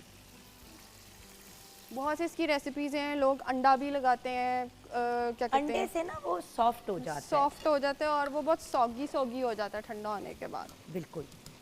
सो उसको अगर अवॉइड करना है आपने तो the smartest thing to do is, अब ये देखें हो गए है फ्राइज। हो गए। हाँ जी। अब ये देखें ना आपके सामने हम एक एक चीज़ रेडी करते हैं ताकि आपको भी एक क्लियर आइडिया हो जाए कि किस तरीके से। और ये देखिए बिल्कुल प्रॉपर क्रिस्पी फ्राइज़ हैं। दीज आर नॉट वो जो नरम नरम से अजीब से होते हैं ना, क्या बनाते हैं तो कहते हैं कि ये मीठे आलू के थे तो ये इसके थे तो ये उसके थे। आलू बेचारे का कोई कसूर नहीं होता, वो सिर्फ और सिर्फ आपकी टेक्निक का कसूर होता है। पुराना आलू, नया आलू, और अगर बदतमीज आलू। वो क्या कहते हैं, नया आलू सॉरी पुराना आलू हो तो वो मीठा होता है, लेकिन उसकी ये क्रिस्पीनेस पे कोई फ़र्क नहीं पड़ता। ये देखिए ना हर चीज़ अब 2 लॉट्स में भी हमने उसको कर ही लिया ना, इतना तो कोई इशू नहीं है। हमारे पास आ गया नमक, हल्का सा हमने सॉल्ट इसके ऊपर स्प्रिंकल किया और फिर जब अगला आएगा लेयर तो इसमें आप नमक भी फ्राइज़ के ऊपर डाल लें, चाट मसाला डाल लें, इट्स अप टू यू कि मसाला फ्राइज़ बनाने हैं कि प्लेन सॉल्टेड बनाने हैं। और ये अब हमारी आ गई। अच्छा, ये हम एक तो पीस और डाल के उसके बस बाद फिर बढ़ते हैं। उसके बाद हम वेट करेंगे जब तक ये फ्राई नहीं हो जाता। बिल्कुल, दैट्स इट। अब इसके बाद आप मेरे साथ शेयर करेंगी अपनी रेसिपी, इंग्रेडिएंट्स प्लीज। सो अब अगर इसकी रेसिपी की बात करें, जो हमने इसमें इंग्रेडिएंट्स यूज़ किए हैं वो हैं चिकन 1 किलो, पानी 5 से 6 कप, सिरका 1/4 कप, हरी मिर्च का पेस्ट 2 से 3 खाने के चम्मच, सुरख मिर्च पाउडर 1.5 खाने का चम्मच, लहसुन पाउडर 1.5 खाने का चम्मच, काली मिर्च 1 चाय का चम्मच, सोया सॉस 3 खाने के चम्मच, चिली सॉस 3 खाने के चम्मच, दूध 2 कप, लींबू 2 अदद, पेपरिका पाउडर 2 चाय का चम्मच, कोटिंग के लिए मैदा 3 से 4 कप, पेपरिका पाउडर 1 चाय का चम्मच, काली मिर्च 1/4 चाय का चम्मच, कश्मीरी मिर्च 1 चाय का चम्मच, लहसुन पाउडर आधा चाय का चम्मच, कैयन स्पाइस 1 चाय का चम्मच, पानी हस्बे ज़रूरत। So the method is that कि जो आपने मैरिनेशन करनी है, वो जो मैंने मिल्क मेंशन किया है उसका ये तरीका है कि इसमें लेमन भी है। आपने एक पूरा लेमन 2 कप दूध में उसको अच्छे से आपने स्क्वीज़ कर देना है और 10 मिनट का रेस्ट देना है। वो जो आपका मिल्क है वो बन जाएगा बटर मिल्क, वो आपका बटर मिल्क बन जाएगा। उसके अंदर आपने ये जो मैंने जितने स्पाइसेस मेंशन किए हैं वो आपने ऐड कर देने हैं। ऐड करने के बाद चिकन को आपने डीप कट्स लगाने हैं, डीप कट्स लगा के उसको आपने ओवरनाइट मैरिनेट कर देना है। एक तो जो हमारा बटर मिल्क है इसके अंदर अच्छे से जो आपके ये स्पाइसेस है और ये बटर मिल्क वगैरह इसका जो फ्लेवर है ना वो बहुत ज़्यादा इसके अंदर एब्जॉर्ब हो जाएगा। और जो बटर मिल्क है वो इसमें ये हेल्प करेगा, जो आपका चिकन है ना वो अंदर से जूसी रहेगा। हाँ, तो आपने इसको ओवरनाइट कर देना। और इस मैरिनेशन से पहले का भी एक स्टेप है, आपने चिकन को वॉश करके बिल्कुल प्लेन वाटर में आपने आधा कप विनेगर ऐड करना है और नमक और हरी मिर्ची का पेस्ट ऐड करना है और इसको आपने 1 घंटे के लिए छोड़ देना है। छोड़ने के बाद इसका ये तरीका है कि जैसे ही चिकन का कलर ना बिल्कुल वाइट सा होने लग जाएगा, जब उसका कलर वाइट में हो जाएगा ना, आपने उस पॉइंट पे आपने ये अपनी बटर मिल्क वाली मैरिनेशन करनी है और उसको फिर आपने ओवरनाइट के लिए रख देना है और अभी कोट करना है और इसको आप फ्राई करना है। इसको आप ओवरनाइट या ज़्यादा से ज़्यादा आप इसको 2 दिन के लिए रख सकते हैं मैरिनेशन, इससे ज़्यादा मत हाँ, तो अब रखिएगा। देखिए ना एक बेहतरीन ऑप्शन है। आपने अगर कुकिंग करनी है, आपने कुछ बनाना है, जैसे कि आपको पता है कि बच्चे जो है उन्होंने कहा है कि अम्मी कुछ मज़े का बनाएं, कुछ डिफरेंट बनाएं, आप रात को सोक कर दें, अगले दिन आप उसको बना लें शाम को। तो ये एक बड़ा अच्छा ऑल्टरनेटिव हो जाता है कि अभी हो रहा है। ओके, और ये वाले फ्राइज़ भी हमारे रेडी हो रहे हैं, ऑलमोस्ट रेडी हो गया। ऑलमोस्ट रेडी हो गए, वो वाले रेडी हो चुके हैं। और यहाँ पे हमारी चिकन जो है ऑब्वियसली, क्योंकि व्यूअर्स ये चिकन रॉ है, ये कच्ची मुर्गी है, सोक किया, सारा कुछ किया, उसको कुक होने में अभी टाइम लगेगा। बिल्कुल कुक्ड है। बिल्कुल कुक्ड है। सो द पॉइंट इज़, और ज़रूर जब फ्राइज़ बनाते हैं तो एक दफ़ा ना जब ज़रा ठंडा एक फ्राई को निकाल के चेक ज़रूर कर लिया करें, बिल्कुल। तो वो कच्चे सारे फ्राइज़ कच्चे जाते हैं तो सारे अभी हो वेस्ट जाते हैं। हो जाता है। अब इस पॉइंट पे हम चिकन एक नाइफ लेंगे या फॉर्क ले लेंगे कुछ भी, और इसके अंदर ना आपने बिल्कुल हल्के हाथ से ना उसको प्रेस करना है अंदर की तरफ, कि जो ऑयल है ना वो ज़रा अंदर चला जाए और वो अंदर से भी कुक हो जाए, कोई कसर रह ना जाए चिकन में। ठीक है, क्योंकि ऑब्वियसली वो कोटिंग से वो बिल्कुल कवर हो चुका है चिकन, तो अगर वो अंदर से कच्चा रह गया तो फ़ायदा नहीं। फ़ायदा नहीं है। और रॉ चिकन तो बिल्कुल भी नहीं खा सकते। बिल्कुल। बीफ थोड़ा सा कच्चा हो, मटन थोड़ा सा कच्चा हो, वो तो फिर भी काबिल कबूल होता है। अच्छा चले, अब आप तो अपने काम कुम कर रही हैं, तो मुझे सिर्फ ये बता दें कि कभी कोई ऐसा इंसिडेंट हुआ हो जो हम अभी ब्रेक से पहले बात कर रहे थे अबाउट लोगों के कमेंट्स और लोगों की नेगेटिव बातें, कभी कुछ ऐसा वाकया हुआ आपके साथ? मुझे तो सिर्फ ये याद है कि व्यूअर्स, आई रिमेंबर जब हमज़ा अभी पैदा हुआ था, और क्योंकि मेरा हमेशा से वेट बहुत कम होता था, मतलब जो अभी मेरा साइज़ है, मेरा नॉर्मली इतना ही साइज़ होता था, तो क्योंकि I was not a very heavy person, तो जब हमज़ा हुआ उसके बाद मेरा ज़रा वेट चढ़ा हुआ था। मुझे याद है, मैं हमज़ा अभी 2.5 महीने का था, 3 महीने का था, मैं गेट टुगेदर पे गई वहाँ पे, मतलब एक गेट टुगेदर पे हमारी एक दोस्त की बर्थडे थी। वहाँ पे मेरी दोस्त के हस्बैंड आए, एक और फ्रेंड के हस्बैंड आए, और कहते हैं हाय जुगन, तुम तो हमेशा सिंगल पसली सी थी, इतनी मोटी हो गई हो। मैंने कहा जी मेरा बेबी हुआ है 3 महीने का है। अच्छा, मैंने ये बात कह भी दी तो आगे से कहता है हाँ तो मेरी बीवी, मैं तो मतलब अपनी बीवी का नाम लिया, कहता है उसका तो जब हमारा जब बेबीज़ हुए थे तो 2 महीने बाद ही उसका बिल्कुल वेट नॉर्मल हो गया था। अब मुझे समझ ही ना आए मैं इस बंदे को क्या कहूँ। मतलब एक तो भाइयों की तरह, क्योंकि दोस्त का मियाँ, ऊपर से बात इतनी ऑड कर रहे थे कि समझ ही नहीं आ रही थी कि मैं क्या आगे से उनको बोल के कहूँ। तो मैंने कहा हाँ जी बस वो अभी छोटा है ना। कहते नहीं नहीं, अपने आप को कंट्रोल में लेके आओ, अपने आप को ठीक करो, वरना तो तुम्हारी अभी तो हालत बहुत ख़राब लग रही है। मैं आपको बता नहीं सकती व्यूअर्स, मुझे वो इंसिडेंट भूलता ही नहीं है। वो इतना मेरे लिए ट्रॉमेटिक एक्सपीरियंस था कि एक मर्द मुझे कह रहा है कि तू बहुत ही मोटी है और मेरी बात तो बहुत जल्दी पतली हो गई थी, तो तुम्हें क्या प्रॉब्लम है? अव्वल तो आपको क्या प्रॉब्लम है? पहले तो हर किसी की अपनी अपनी बॉडी टाइप होती है, कोई बहुत जल्दी गेन कर जाता है, कोई बहुत जल्दी लूज कर जाता है। तो आपको इस तरह से किसी को ना क्रिटिसाइज नहीं करना चाहिए, अगले को भी पता है कि मैंने क्या करना है क्या नहीं करना। तो एवं ही आप, वो होता है ना कि किसी के अबू मत बने आप। हाँ जी, बिल्कुल वही वाली बात है ना, इट्स नेगेटिव थिंग। बिल्कुल। खैर, हम अभी ब्रेक पे भी कुछ चीज़ें डिस्कस कर रहे थे, लेकिन क्योंकि ब्रेक का टाइम आ गया फिर से, तो हम ब्रेक की तरफ जाएंगे। ब्रेक के बाद जब वापस आएंगे तो आज हम आपको बताएंगे कि नेचुरल हर्बल ऑर्गेनिक तरीके से यूरिक एसिड अगर आपको है, अगर आपको आज हम हाँ कोलेस्ट्रॉल की प्रॉब्लम है, या अगर आपको यूरिक एसिड, कोलेस्ट्रॉल एंड एक और बड़ा फैटी लिवर, हाँ ये 3 चीज़ें हैं जो बड़ी कॉमन है आजकल। फैटी लिवर हर दूसरे बंदे का आ रहा है, कोलेस्ट्रॉल का प्रॉब्लम हर दूसरे बंदे का आ रहा है, यूरिक एसिड का प्रॉब्लम हर दूसरे बंदे का आ रहा है, जो फिर गाउट में कन्वर्ट हो जाता है। तो इसका घरेलू इलाज क्या है और इसको अवॉइड कैसे किया जा सकता है, ये आज हम आपको ऑन एयर बताएंगे, और साथ में कुछ टोटके भी शेयर करेंगे। तो प्लीज़ अपने साथ पेपर पेंसिल रखिएगा। ब्रेक के बाद वापस आएंगे।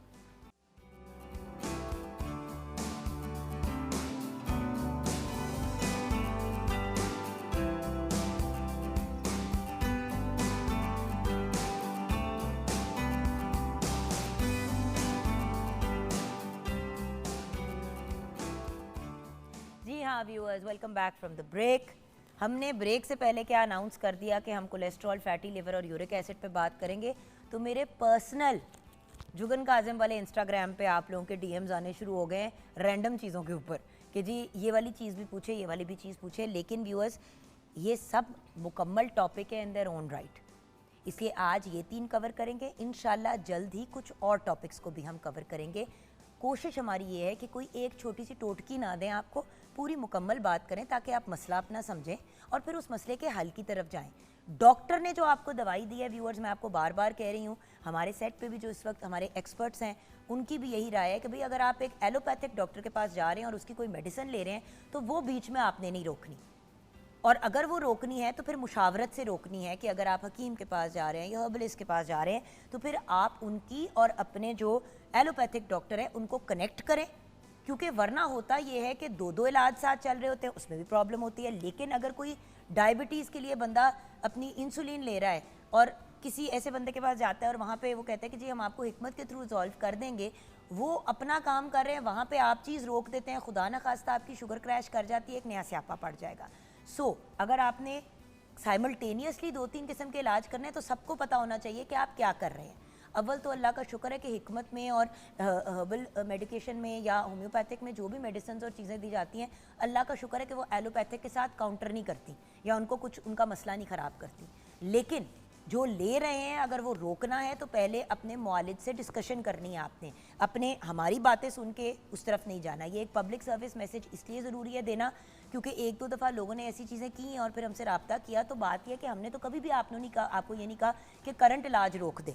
हम कह रहे हैं कि साथ में ये चीज़ें करें ताकि आपको मज़ीद सपोर्ट मिल जाए और आप मज़ीद जल्दी आपको शिफा मिल जाए, और एक दफ़ा मसला हल हो जाए तो फिर हकीम का या हर्बलिस्ट का या होम्योपैथिक मेडिसिन को आप कंटिन्यू कर सकते हैं, क्योंकि वो आपके ऑर्गन्स को, जिगर को, गुर्दों को, उन चीज़ों को उस तरह से मुतासिर नहीं करती जिस तरह एलोपैथिक दवाई करती है। पेन किलर तक जो है वो आपके जिगर के थ्रू, आपके गुर्दों के थ्रू गुजर के आपके सिस्टम से निकलता है। तो जितना ज़्यादा लेंगे उतना ज़्यादा उसका आपकी बॉडी के ऊपर नेगेटिव असर होगा। इसलिए इंटेलिजेंटली ज़िंदगी को जीना चाहिए। और पूरी दुनिया आप व्यूअर्स हर्बल, हिकमत और होम्योपैथिक मेडिकेशन की तरफ जा रही है, क्योंकि जितनी एलोपैथिक दवाइयाँ हम सिस्टम में डाल रहे हैं उसके साइड इफ़ेक्ट्स बहुत आ रहे हैं। लेकिन अगर खुदा न खास्ता थायरॉक्सिन की आपके सिस्टम में कमी है, थायराइड की आपको मेडिसिन मिल रही है, आप वो एम नहीं रोक सकते। अगर आपको इंसुलिन आपकी जिस्म की ज़रूरत है वो आप नहीं रोक सकते विदाउट योर डॉक्टर की कंसेंट। ये इंपॉर्टेंट चीज़ें प्लीज़ याद रखिएगा। अब मिलते हैं अपने उन ब्रिलियंट एक्सपर्ट से जिनके कहने पे ही मैंने ये बात की है, क्योंकि at the end of the day ये रिस्पॉन्सिबल लोग हैं और मुस्तनिद लोग हैं। रैंडम बंदा हमेशा कहेगा सब कुछ छाड़ दो, बस मेरा ही इलाज कर लो, तो मेरे को नहीं दवाइयाँ ले लो। मसला ये है कि वो मसला अगर बिगड़ जाता है, किसी की जान चली जाती है, तो फिर आई एम सॉरी आपका नाम कातिलों में शुमार होता है। मिलते हैं नैयर ज़िक्रिया साहिबा से, हमारी बहुत ही प्यारी आपी जान, herbalist, cosmetologist and beauty expert. अस्सलाम वालेकुम। वालेकुम अस्सलाम जुगन। अच्छा नैयर आपा, जिन बीमारियों की आज हम बात करेंगे उनके बारे में तो बात करेंगे, लेकिन उसके कुछ असरात भी होते हैं। जी बिल्कुल। जैसे कि जिन लोगों को कोलेस्ट्रॉल हाई होता है उनके कोलेस्ट्रॉल डिपॉजिट्स होने शुरू हो जाते हैं बिल्कुल स्किन के अंडर, ये वो तो ब्यूटी से रिलेटेड भी मसाइल हो जाते हैं। हाँ जी बिल्कुल। वो भी आपने प्लीज़ आप ही ज़रूर कवर कर जी। देन ऑफ कोर्स मशहूर ज़माना, अल्लाह का शुक्र है अच्छी चीज़ों की वजह से मशहूर, बुरे के नहीं, क्योंकि आजकल बुरी चीज़ों के लिए भी लोग मशहूर। एक शदीद पॉजिटिवली वायरल पर्सनैलिटी हमारे साथ है, मेरे बहुत ही प्यारे भाई हैं। कभी आप इनको फ़िज़ा के साथ देखते हैं, कभी आप इन्हें हमारे पास देखते हैं। हम दोनों के ही बहुत प्यारे भाई हैं, हकीम फरहान हनीफ। अस्सलाम वालेकुम हकीम साहब। वालेकुम अस्सलाम वरहमतुल्लाहि वबरकातुहू। कैसे हैं भैया? शुक्रिया आप लोगों का, आप लोगों ने दोबारा मदऊ किया। भाई आप हमारे यहाँ, कैसे हो सकता है कि हम आप लोगों को ना बुलाएं। और बात यह है कि देखें, वायरल होना अपनी जगह एक चीज़ है, लेकिन वायरल अच्छे तरीके में वही बंदा होता है जिसका इलाज कारामद होता है और जिसका इलाज काम कर रहा होता है। बिल्कुल ऐसे। तो कुछ उनकी चीज़ें देख के, कुछ आपकी चीज़ें देख के हमने सोचा कि 3 मेजर टॉपिक्स तो उठाएं। जी बहुत तो अच्छा। आज cholesterol, fatty liver and uric acid पे हम बात करेंगे। बात शुरू करते हैं कोलेस्ट्रॉल से। जी हकीम साहब। अच्छा, कोलेस्ट्रॉल जो है ये सबसे बुनियादी चीज़ आजकल, इसके बढ़ने की वजह से जो नुकसानात हो रहे हैं वो थोड़े से मैं आपको कहता हूँ। उसमें सबसे पहला नुकसान है कि मोटापा, ओबेसिटी। उसके बाद मोटापे के बाद शुगर लेवल, HbA1c टेस्ट करवाएं तो उसका लेवल बड़ा होता है। उसके बाद दिल के अटैक में बहुत बड़ा सबब है, और बहुत ज़्यादा पेशेंट मेरे पास फालिज के ऐसे आते हैं जिनका कोलेस्ट्रॉल हाई होने की वजह से उनकी तबीयत ख़राब हो जाती है, उनको फालिज हो जाता है, ठीक है, स्ट्रोक हो जाता है, पैरालाइज हो जाती हैं। तो इसमें हम अच्छा, सबसे, अब कोलेस्ट्रॉल बुरा नहीं है? हाँ, ये मैं आपको यही बताने लगा था। कोलेस्ट्रॉल, बैड कोलेस्ट्रॉल जो है वो नुकसान देता है। कोलेस्ट्रॉल हमारे जिस्म की ज़रूरत है, लेकिन हम करते क्या हैं, इसमें सबसे बड़ा नुकसान तब होता है जब हम खा तो रहे हैं हर तरह की चीज़ें, लेकिन हमारा लाइफस्टाइल इतना ख़राब हो चुका है कि हम वॉक नहीं करते, एक्सरसाइज नहीं करते। जब एक्सरसाइज नहीं करेंगे, वॉक नहीं करेंगे, अगर पहले हम देखें, हमारे बाव अजदाद देखें तो वो पैदल बहुत ज़्यादा चलते थे और खाना बहुत कम खाते थे। इसकी गलती, सॉरी, आपकी बिरादरी के लोगों के ऊपर मैं अब डालूंगी। अब आप कहेंगे क्यों भैया, ये कोई 10 साल पुरानी बात है। हर्बल वाटर आपको याद है आपको? जी बिल्कुल। हर्बल वाटर आप भी प्रोग्राम पे एक दफा आके आपने कहा था कि खुदा का वास्ता चेक तो करें हर्बल वाटर में क्या है। खुद लोग घूम के कहते थे आपको कुछ नहीं करने की जरूरत, कोई एक्सरसाइज कुछ नहीं, आप रिलैक्स करें, बस आप हर्बल वाटर पिए। आप लोगों को कह रहे हैं कि आप अगर एक्टिव भी हैं तो आप इनएक्टिव हो जाएं। बिल्कुल ऐसे। ये जो आपने बात कही है ना, इसमें देखें आप बहुत ज़बरदस्त आपने बात कही, ये लोगों के लिए मैसेज है। मतलब आप हकीम भी उसकी वजह से- मुस्तनिद होना चाहिए, हर्बलिस्ट भी मुस्तनिद होना चाहिए, ये जिसको काम आता है। जब आपने पहली बात की ना, ये वही बात आ गई कि आम टोटकों के ऊपर नहीं चलना, आप प्रॉपर अपना इलाज करवाएं, जैसे डॉक्टर कहता है उस तरह आप अमल करें, जैसे तबीब एक कहता है उस तरह अमल करें। और हमारे यहाँ ऐसा भी होता है कि बाज़ औक़ात मैं किसी को एक कहवा बता देता हूँ तो वो बाज़ औक़ात साल बाद आता है, वो मैं ठीक हो गया तो मैं वही आज तक 1 साल से वही पी रहा हूँ। ऐसा नहीं होता। पाकिस्तान में 4 मौसम है, गर्मी है, सर्दी है, खुश्की है, तरी, सारे मौसम चेंज होते हैं। हर मौसम में जो है चेंज होती है। इसी तरह और बॉडी हर है। मौसम से हमारी बॉडी मुतासिर होती है। आप देखिए अब आजकल बारिशें हो रही हैं, जी जी, हर बंदे के जिस्म में इचिंग हो रही है, Itching हो रही सौर है। Problem, right? आप जी बिल्कुल इसी तरह से ही है, क्योंकि गर्मियों के अंदर आपको पता है कि थ्रू पसीने के जरिए नमकियात बॉडी से जो है वो बिल्कुल खारिज हो ऐसा। रही होती हैं। बिल्कुल ऐसा। तो आप वो उसके जिस- अंदर जो जी, आपको जैसे हकीम साहब ने या आपा ने इलाज आपको बताया है वो आप वो अप्लाई कर रहे हैं जो सर्दियों में आपने करना था, तो it doesn't Yes. Make sense. Yes, so सबसे इम्पॉर्टेंट बात यह है कि जब भी इलाज करें फॉलो अप में रहें। लोग आपको पता है आपा ब्लड प्रेशर की दवाई डॉक्टर प्रिस्क्राइब कर देता है, वापस ही नहीं जाते चेक करने के लिए। ऐसे ही है, 4 साल से ब्लड प्रेशर की दवाई नहीं जाके चेक कराई, हाई रहे ब्लड हैं, प्रेशर की। ऐसे ही है। ओ भाई आपका ब्लड प्रेशर अगर मैनेज हो गया तो उसको कम करना है, अगर Yes. वो ज्यादा हो रहा है तो बढ़ानी है दवाई। जी बिल्कुल अम्मा जी ऐसे नु हार्ट अटैक हो गया होता गोली लेंदे सी, तो 4 साल से आपने अम्मी जी को लेके भी तो नहीं गए डॉक्टर हाँ के जी पास। बिल्कुल। आपको हर 3 महीने व्यूअर्स, अगर डॉक्टर ने नहीं आपको कहा हुआ तो आपको वैसे ही हर 3 महीने बाद हकीम के पास, हर्बलिस्ट के पास जाना चाहिए। और अगर उन्होंने कहा है कि 10 दिन बाद आए तो 10 दिन बाद जाएं जाए। चेकअप के लिए। बिल्कुल ऐसे ही है। सबसे पहले तो ये बात करनी जरूरी थी। बिल्कुल। ये एक छोटा सा मैं पॉइंट यहाँ पे बता दूँ, खुद इंसान अपनी बॉडी कैसे जज कर सकता है। इन पूरी कायनात 4 चीज़ों से बनी है, आग, हवा, पानी, मिट्टी। इसी तरह जो इंसान है इसके अंदर भी मिजाज के अंदर गर्मी, सर्दी, खुश्की, तरी 4 चीज़ें पाई जाती हैं। और खून, बलगम, सफ़रा और सौदा 4 चीज़ें ही इसके अंदर इस्तेमाल हुई हैं। अब इसमें अगर खून की ज़्यादती हो गई है तो उसकी बीमारियाँ लग जाती हैं, बलगम की ज़्यादती हो गई तो उसकी बीमारियाँ लगी हैं, सौदा की ज़्यादती हो गई है। अब इसमें हमने देखना हमारे अंदर रतूबात की ज़्यादती है तो हमारे अंदर ठंडक आ गई। अगर खुश्की की ज़्यादती होगी तो कॉन्स्टिपेशन होना शुरू हो जाएगी। अगर गर्मी की ज़्यादती होगी है तो पेचिश लग जाएंगे, ठीक है, जिस्म निढाल रहना शुरू हो जाएगा।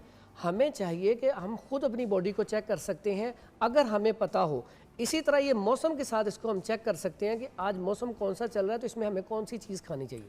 ये आसान सा जिसके कुलिया लिए है। मुआलिज के साथ राब्ते में रहना जरूरी है, बहुत ज़रूरी है। क्योंकि देखिए आइए काउंटर्स पे चलते हैं। बल्कि कोलेस्ट्रॉल की अभी हम पहले बात कर रहे हैं, इसके बाद नेक्स्ट हम जाएंगे फैटी लिवर पे, बिकॉज ये वैसे कितना कॉमन हो गया। आप ये देखें भैया, ये कोलेस्ट्रॉल जो आप जैसे आपने बात की, कोलेस्ट्रॉल हर छोटे बच्चे का चेक करो, कोलेस्ट्रॉल हाई है। हाँ जी, यूरिक एसिड बच्चे का यूरिक एसिड बढ़ा हुआ है, कभी सुनी थी ऐसे? और बच्चों का फैटी लिवर हो गया है। हाँ जी बिल्कुल ऐसे। मेरे अब हमजू का वेट ज्यादा है जी। और हमजा का फैटी लिवर है। अल्लाह का शुक्र है बाकी चीजें कंट्रोल में ले हैं, फैटी लिवर जो है वो वहीं का इसकी वहीं अड़ा हुआ देखिए है। मेन रीजन जो लाइफस्टाइल है, जो 19 साल का एसिडिक बच्चा। फूड, एसिडिक जो फूड चल बिल्कुल रही है, सारी जंक फूड्स, ये जो रीजन ही फास्ट यही है, फूड में fast जो food, बेड़ा जी। तरा है ना हमारा, वो किसी और चीज ने नहीं नहीं चढ़ा। किया। हम नहीं कह रहे कि आप ना खाएं, हमने किचन में आज आपको ब्रोस्ट और फ्राइज बनाने सिखाए। एटलीस्ट जो चिप्स इस्तेमाल हुए हैं भैया आलू के बने हुए हैं, बिल्कुल मैदे और भूसे के नहीं बने जी हुए हैं। बिल्कुल ऐसे आजकल तो मार्केट में भी जो चिप्स मिल रहे हैं आपको पता है भैया, वो उसका टेस्टी चिप्स वाला नहीं है। नहीं है, बिल्कुल ऐसे ही है। लगता है जैसे Chemicals, कागज को आपने preserve, ग्राइंड कर दिया और उसको जी। आपने फ्राई कर दिया तो वो क्रिस्पी हो गया। हाँ।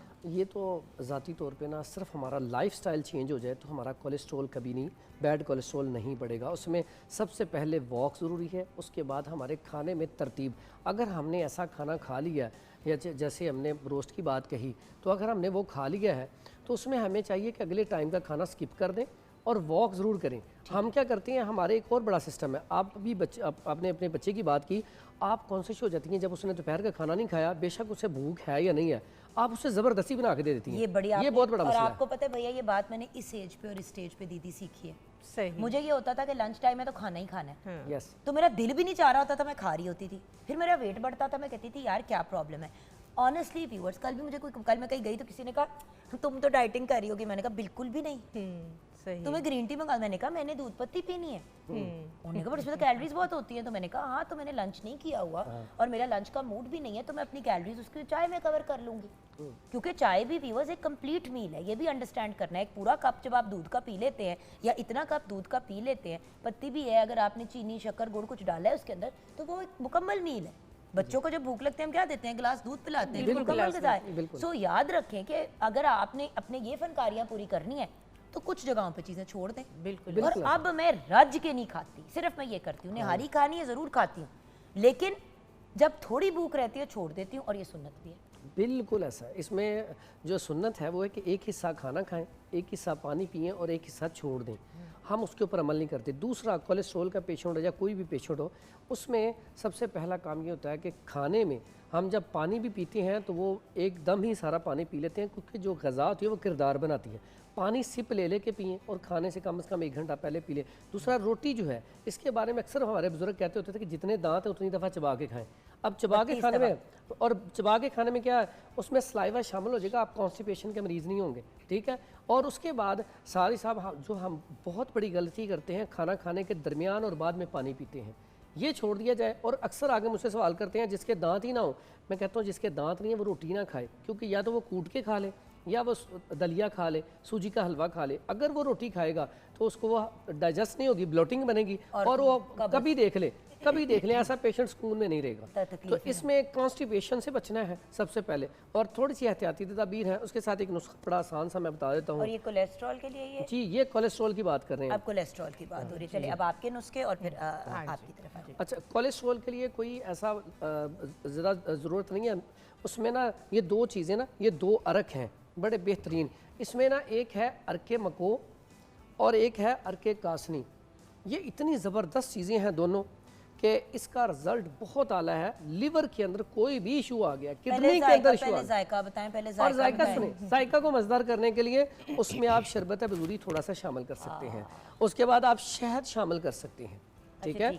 उसके बाद बड़ा आसान सा है, सिर्फ अकेला पुदीना। पता है जो चीज़ डेली लेनी होती है ना, वो कड़वी हो, मज़ेदार ना हो, या मज़ेदार नहीं, जैसे कि प्योर इसबगोल जब आप पानी में मिक्स करके सुबह पीते हैं वो इतना जेली लाइक होता है कि वो हलक से ही नहीं उतरता।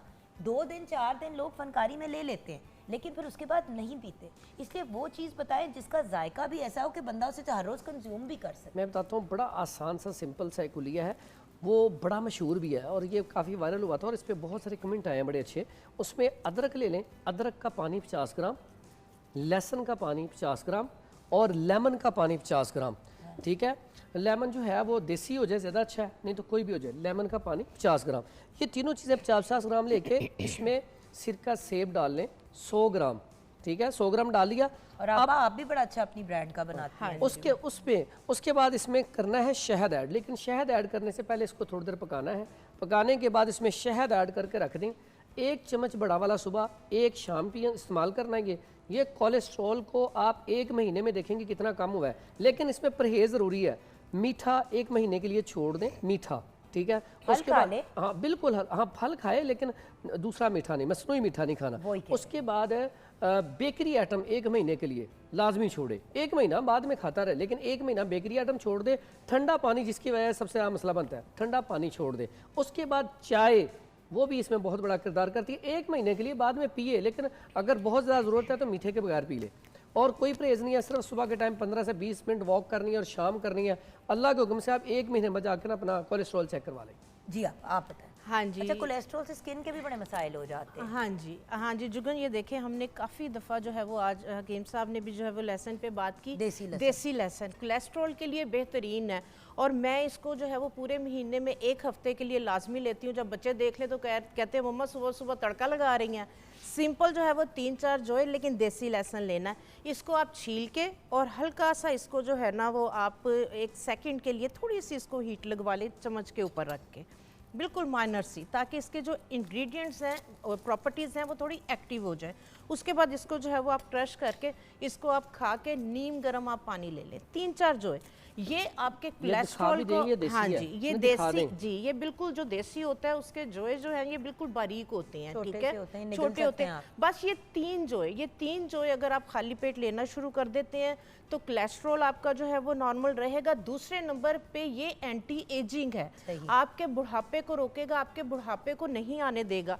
उसके बाद कोलेस्ट्रॉल बढ़ने की वजह से जो ज़्यादा बच्चियां, खवातीन, जिन लोगों के आपने देखा होगा कि फैट डिपॉजिट हो जाता है अराउंड द आइज जो है वो, जिस तरह से सिस्ट सी जो है वो फैट की जो है वो बन जाती है, फेस पे या बॉडी पे बन रही होती है, तो वो भी जो है वो बॉडी के अंदर कोलेस्ट्रॉल ज़्यादा होने की वजह से, तो अगर आप ये लेंगे तो वो भी आपकी ठीक होना शुरू हो जाएंगी। और अगर बन गई हैं फेस पे तो आप क्या करें कि आप जो है वो थोड़े से लहसुन को छील लें, छील के इसको अगेन जो है वो थोड़ा सा आप जो है वो इसको सॉफ्ट कर लें ओवन में रख के, या हल्का सा जो है वो फ्राई पैन में उसके बाद इसको मैश करके आप जो है वो जैतून के तेल के अंदर या तिलों के तेल में, ये तो 2 तेल लेने, उसमें डाल के आप इसकी जो पेस्ट है इसका एक जो है वो ऑयल सा आप बना लें, ठीक है। रात में जो है वो जहाँ पे आपके जो है ये बने हुए हैं वहाँ पे आप जो है वो थोड़ा सा साथ लहसुन लें, थोड़ा सा ऑयल डालें, उसको हाथ पे रख के आप उसको जो है वो क्रीम सी पता है हम बात किस चीज़ की कर रहे हैं, आपने नोटिस किया होगा कुछ लोगों के आंखों के गिर्द यहाँ पे येलो सा एक बन जाता है, हाँ जी,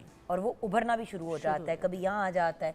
मुझे याद है जब मेरा वेट बढ़ा हुआ था और मेरा कोलेस्ट्रॉल हाई हुआ था तो मेरे यहाँ कोलेस्ट्रॉल डिपॉजिट्स होने शुरू हो गए थे। बट जब मैंने अपना कोलेस्ट्रॉल कंट्रोल कर लिया तो अल्हम्दुलिल्लाह वो ठीक भी हो गए, और बर वक्त ट्रीटमेंट करवाने से बहुत फर्क पड़ता है। वरना पता है व्यूअर्स वो इतने बड़े बड़े बन जाते हैं जब आप इसकी ट्रीटमेंट भी कराते हैं ना, हाँ जी, तो वो फिर निशान छोड़ते। तो कॉटन बड के साथ जहाँ पे बने हुए हैं आप इस वाले जो है वो ऑयल को, लहसुन वाले को आप लगाएं, आहिस्ता आहिस्ता डिजोल्व होना शुरू हो जाएंगे। और लहसुन आप खाली पेट ले, इसका अचार बहुत मज़े का बनता है, इसका आप सिरके के अंदर जो है वो अचार बना के रखें, खाने के साथ आप अचार लें, ये भी कोलेस्ट्रॉल को जो है, बैड कोलेस्ट्रॉल को जो है ये कम कर। कोलेस्ट्रॉल डन जी। अच्छा, किचन में जल्दी से मैं एक नज़र डाल लेती हूँ व्यूअर्स, क्योंकि आई थिंक हमारा चिकन ब्रोस्ट तैयार हो गया, हमारा तो ब्रोस्ट ही तैयार हुआ। तो जी शेफ, खाना ऑलमोस्ट रेडी है, मैंने डिस्प्ले करना भी स्टार्ट कर दिया है। तो बिल्कुल, और बड़े मज़े की क्रिस्पी, और ये देखिए बिल्कुल क्रिस्पी, फ्राइज़ भी क्रिस्पी एंड ब्रोस्ट भी क्रिस्पी। तो आपने जो भी खाना है आप अपने घरों में भी बना सकते हैं। जैसे कि इन्होंने भी कहा, बाहर की चीज़ें, बेकरी आइटम्स, इन चीज़ों को अवॉइड करें, होममेड खाने की तरफ जाएं। अगर आपने मैदे में नहीं भी डिप करना तो होल व्हीट फ्लावर में भी आप इसको डिप करके फ्राई करके बना सकते हैं। बट और इसको आपने थोड़ा सा हल्का सा फ्राई करके उसके बाद आपने इसको एयर फ्राई भी कर सकते हैं। 100 ऑप्शन हैं, घर में होते हैं, रेस्टोरेंट्स में नहीं होते। ब्रेक के बाद वापस आएंगे। आप देख रहे हैं क्या मॉर्निंग एट होम। हाँ, मॉर्निंग एट होम देख रहे हैं, देखते रहिएगा।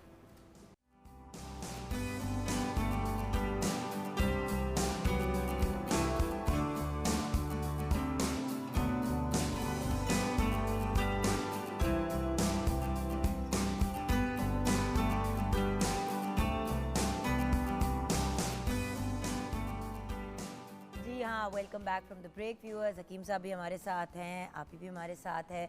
हमने बात की कोलेस्ट्रॉल की, अब हमने बात करनी है किस टॉपिक पे, फैटी लिवर।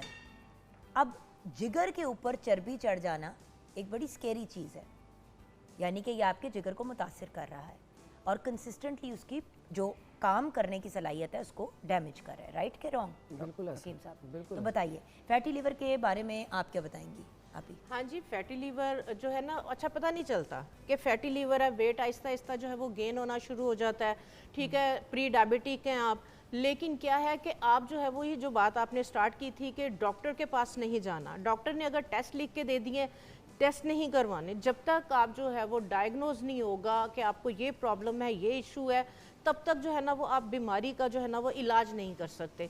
तो काइंडली अगर आपका वेट जो है वो गेन होना शुरू हुआ है, आपके जो है वो अगर फेस के ऊपर आपके जो है वो फ्रैकल्स आ रही हैं, पिगमेंटेशन आ रही हैं, आपका हेयर लॉस हो रहा है, अगर इस तरह के इश्यूज हो रहे हैं तो काइंडली आप जो है वो लाजमी डॉक्टर के पास जाएं और डॉक्टर जो जो टेस्ट लिखता है वो टेस्ट लाजमी करवाएं। फिर पता चलता है कि हाँ आपकी बॉडी के अंदर क्या इशू आ रहा है, उसके बाद फिर जो है वो उसकी ट्रीटमेंट जो है वो करवाएं।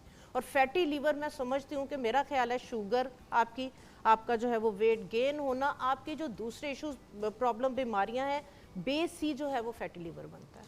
जी बिल्कुल, बात सही कही। इसी बात से मैं इत्तेफाक करता हूँ कि जो हमारा लिवर है पूरी बॉडी में जो फैक्ट्री का किरदार अदा करता है, अगर हम उसे अच्छी चीज़ प्रोवाइड करेंगे तो अच्छा वो सिस्टम बनाएगा।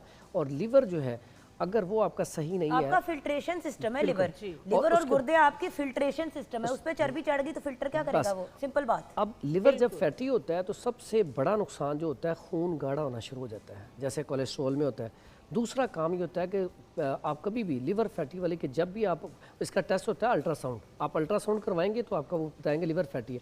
और इसका लिवर फैटी होता है तकरीबन तकरीबन 60% ऐसे लोग होते हैं जिनके पित्ते में पथरियाँ आ जाती हैं, 60 से 70%। अब इसका नुकसान सबसे बड़ा जो है ये शुगर, डायबिटिक, आजकल जितना पेशेंट है ना टाइप 2, वो लिवर फैटी की वजह से जाके जब भी टेस्ट होएगा उसका लिवर फैटी आएगा। कह रही हूँ ना कि जैसे ही अगर आपको लगता है कि आप प्री डायबिटिक की कैटेगरी में हाई में आ गए हैं तो अपने बाकी टेस्ट भी करा लें। बाकी टेस्ट इसका मतलब है कि अगर आप प्री डायबिटिक या डायबिटिक में आ गए हैं तो ये सिर्फ फिर आपका डायबिटीज का मसला नहीं बन रहा। और ये क्योंकि टाइप 2 डायबिटीज अक्सर उन लोगों में होती है जिनका वजन ज्यादा होता है, लेकिन वजन ना भी ज्यादा हो, आपकी खुराक बुरी हो, जिस्म पे आपके फैट नहीं चढ़ रहा, आपके ऑर्गन्स के ऊपर, आपके जो अंदर दिल है, आंते हैं, मतलब इन चीज़ों पे चर्बी चढ़नी शुरू हो जाती है। तो एक नया कॉन्सेप्ट है स्किनी फैट का, कि आप हैं तो बहुत पतले लेकिन आपका कोलेस्ट्रॉल भी आया है, आपको डायबिटीज़ भी हो रही है, ये भी हो रहा है। सो खुराक बहुत, जो लोग कहते हैं ना मैं तो कुछ भी खा लूँ, दुनिया में कोई ऐसा इंसान नहीं है जो कुछ भी खा ले तो उसको कोई फर्क नहीं पड़ेगा, अंदर या तो डैमेज होगा या बाहर होगा या दोनों होगा। बिल्कुल ऐसा ही है। यहाँ पे लिवर फैटी जब होता है तो लिवर फैटी होने से शुगर भी बढ़ती है, और शुगर के साथ साथ जो मेरी बेटियाँ हैं, बहनें हैं, PCOS, पॉलीसिस्टिक ओवरी सिंड्रोम का इशू आ जाता है।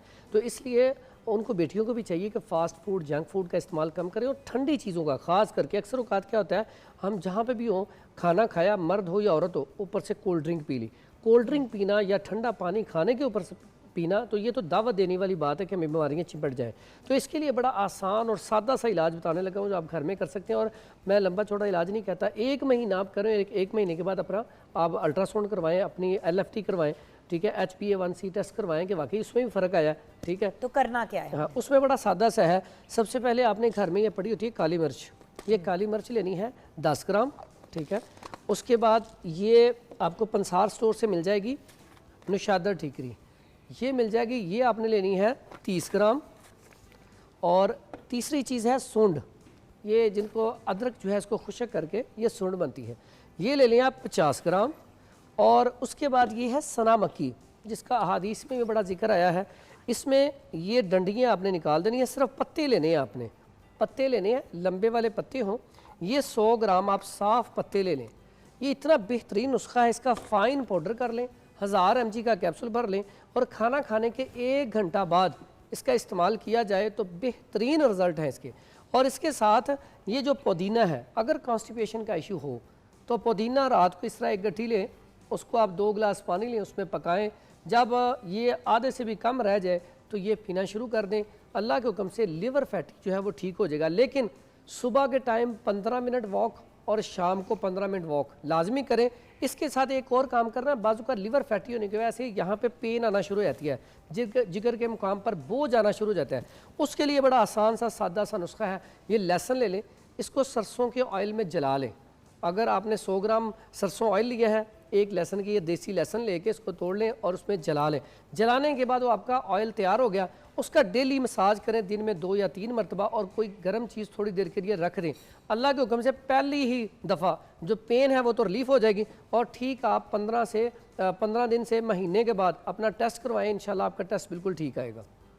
डंचे जी बिल्कुल। आपके पास फैटी लिवर? हाँ जी, फैटी लिवर की वजह से जिन लोगों को ये इशू होते हैं, आपने देखा होगा छाइयाँ भी पड़ जाती हैं, छाइयाँ, पिगमेंटेशन फेस पे आ रही होती है, और दाने पूरे मुंह पे आ जाते हैं, फेस के ऊपर दाने, तो वो समझ नहीं लग रही होती कि खाना पीना भी सही है, नींद भी पूरी है, तो ये क्या इशू है।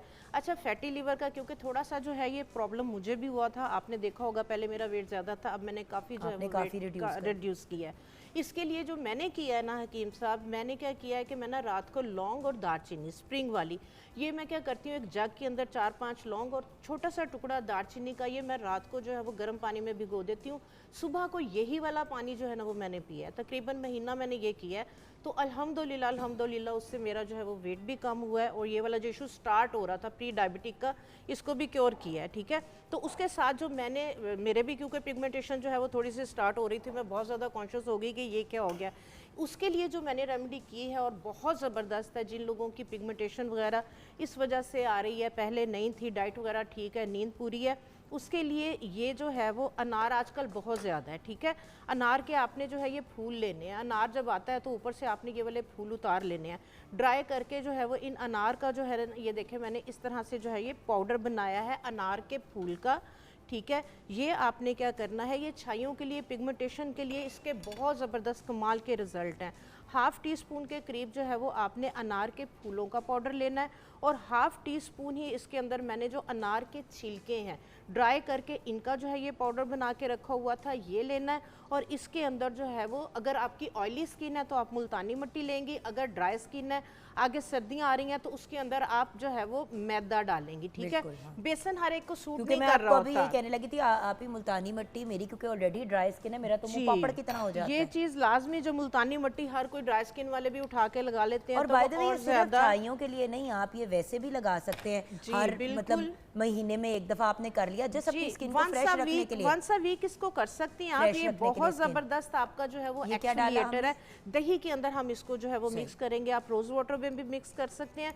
दही आपको पता है कि बहुत जबरदस्त, देखो ना मेरी ड्राई स्किन है तो अगर मैं दही या क्रीम में मिक्स कर लूं, हाँ जी बिल्कुल क्रीम में कर लें इसको, रोज वाटर के अंदर जो है वो आप कर सकती हैं। अगर ड्राई स्किन है तो आप इसको जो है वो थोड़ा सा दूध डाल लें, फुल क्रीम जो है वो मिल्क, ड्राई मिल्क होता है वो बेशक थोड़ा सा डाल लें। तो इसको जो है ना वो आप ये देखें इस तरीके से ये आपकी जो है ये पेस्ट बन जाएगी। ये मैं ब्रश दूसरा, ये देखो, हाँ जी ये अब आपके पास इस तरह से ये पेस्ट बन जाएगी। इसको आपने फेस को वॉश करके अपने फेस पे लगाना है, 10 मिनट लगी रहे। 10 मिनट के बाद आपने जेंटल सा सर्कुलेशन में मसाज करते हुए इसको वॉश कर देना है। वॉश करने के बाद जिस तरह से नाइट है, नाइट के अंदर फिर आपने जो है वो लाजमी जो है वो कोई सीरम या कोई ऑयल इस तरह से लगाना है, क्योंकि ड्राई स्किन की हम बात कर रहे हैं। तो इस तरह के जो एक्सफोलिएटर हैं वो थोड़ा सा स्किन को ड्राई कर देते हैं, चाहे आपने इसमें मिल्क डाला है या जो कुछ भी आपने इसके अंदर डाला है। तो उसके लिए जो आप ऑलिव ऑयल, जैतून का तेल, या आपके फ्रिज में अगर मलाई पड़ी है थोड़ी सी मलाई हाथ में लें, 2-3 ड्रॉप आप लेमन जूस के डालें, ठीक है, मिक्स करके वो फेस पे लगा लें। उससे बेहतरीन मॉइस्चराइजिंग आपकी क्रीम कोई नहीं है। यहाँ पे हम ब्रेक की तरफ जाएंगे। अब हमने कवर कर लिया कोलेस्ट्रॉल भी और फैटी लिवर, रह गया यूरिक एसिड। अब यूरिक एसिड एक ऐसी प्रॉब्लम है जो अक्सर औकात मर्दों में मिल रही है, खवातीन का तो बढ़ ही रहा है, मर्दों का भी बहुत ज़्यादा बढ़ रहा है। वाई? बच्चों का यूरिक एसिड बढ़ रहा है, पैरों में दर्द होती है, डॉक्टर पे लेके जाओ, टेस्ट कराओ तो पता चले यूरिक एसिड है। ये क्यों हो रहा है? और एक बहुत ही ब्रिलियंट कहवा जो है हमारे प्यारे हकीम साहब जो है हमें गाइड करेंगे, लेकिन उसके लिए आपको वेट करना पड़ेगा और ब्रेक के बाद वापस आना पड़ेगा।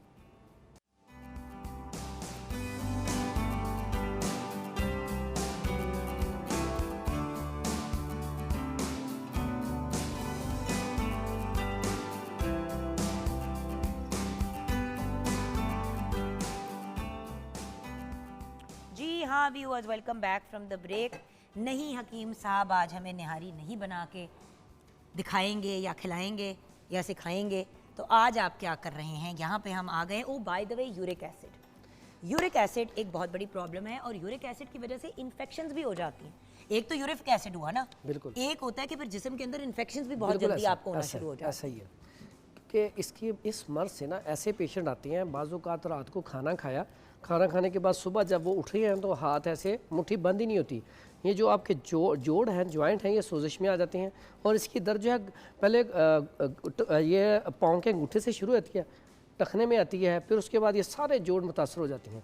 तो इसके लिए बड़ा बेहतरीन कहवा है कि फ़ौरी तौर पर आपने पिया, ठीक 5 मिनट 10 मिनट बाद आपकी तबीयत फ़ौरन ठीक हो गई। उसके लिए आपने ये छोटा सा टुकड़ा अदरक का डालना है, ये देखें, ठीक है। और पानी कहवा जब बनाना हो ना तो पानी जब उबलना शुरू हो जाए तो फिर चीज़ें डालें, ठीक है। तो अब उसके बाद लगेगा तो मैं उसी वक्त डाल दूँ। उसके बाद ये ताज़ा पुदीना है, ठीक है, टहनी समेत डाल, बिल्कुल ऐसे ही डालें, ठीक है। उसके बाद तीसरी चीज़ है इलायची, मैं अब डाल रही हूँ, डाल दें, बॉईल कर रहा है अब, हाँ ठीक है।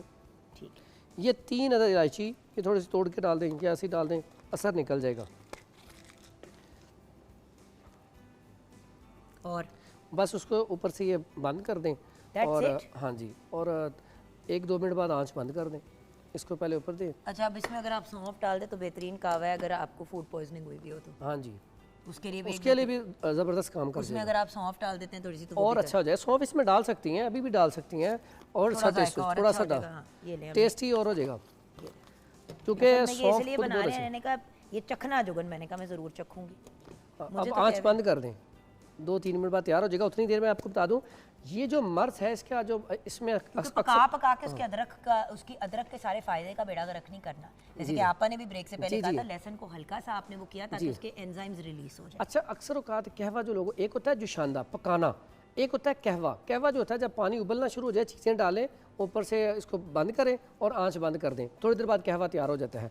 और इसमें जो मैंने बताया कि यूरिक एसिड जब किसी को होता है तो जॉइंट इतने दर्द करते हैं, बाज़ औक़ात ये जो है पथरा जाते हैं, सख्त हो जाते हैं। फिर तो आप चलने फिरने से भी फारिग हो जाते हैं क्योंकि आपके पाँव के अंदर इतने शुगर के क्रिस्टल्स जाके जम जाते हैं। यस, और ये इतनी ख़तरनाक बीमारी है। लेकिन इसमें बाज़ औक़ात ऐसे पेशेंट आते हैं जिन्हें इन्फेक्शन हो जाता है, मैदे वक्त से जो आंच जाती है उसके अंदर भी इन्फेक्शन हो जाता है, यूरिटरी ट्रैक में भी इन्फेक्शन हो जाता है, पेशाब जल के आना शुरू हो जाता है।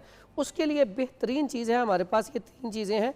सौंफ ले लें 50 ग्राम, ये आम घरों में पड़ी होती है। उसके बाद हल्दी ले लें 50 ग्राम, बेहतरीन चीज़ है।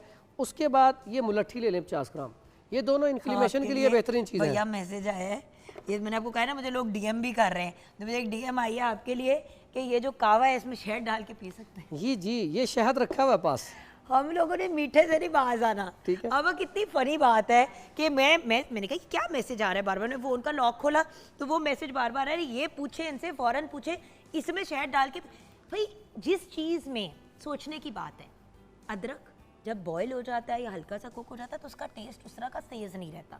उसके अंदर आपने सौंफ भी डाल दिया, उसमें आपने इलायची डाल दी, उसमें आपने पुदीना डाल दिया, उसका तो जायका वैसे ही बहुत अच्छा है और सौंफ डालने से वैसे ही उसमें मिठास आ जाती है, liquorice. So you don't actually need to put this.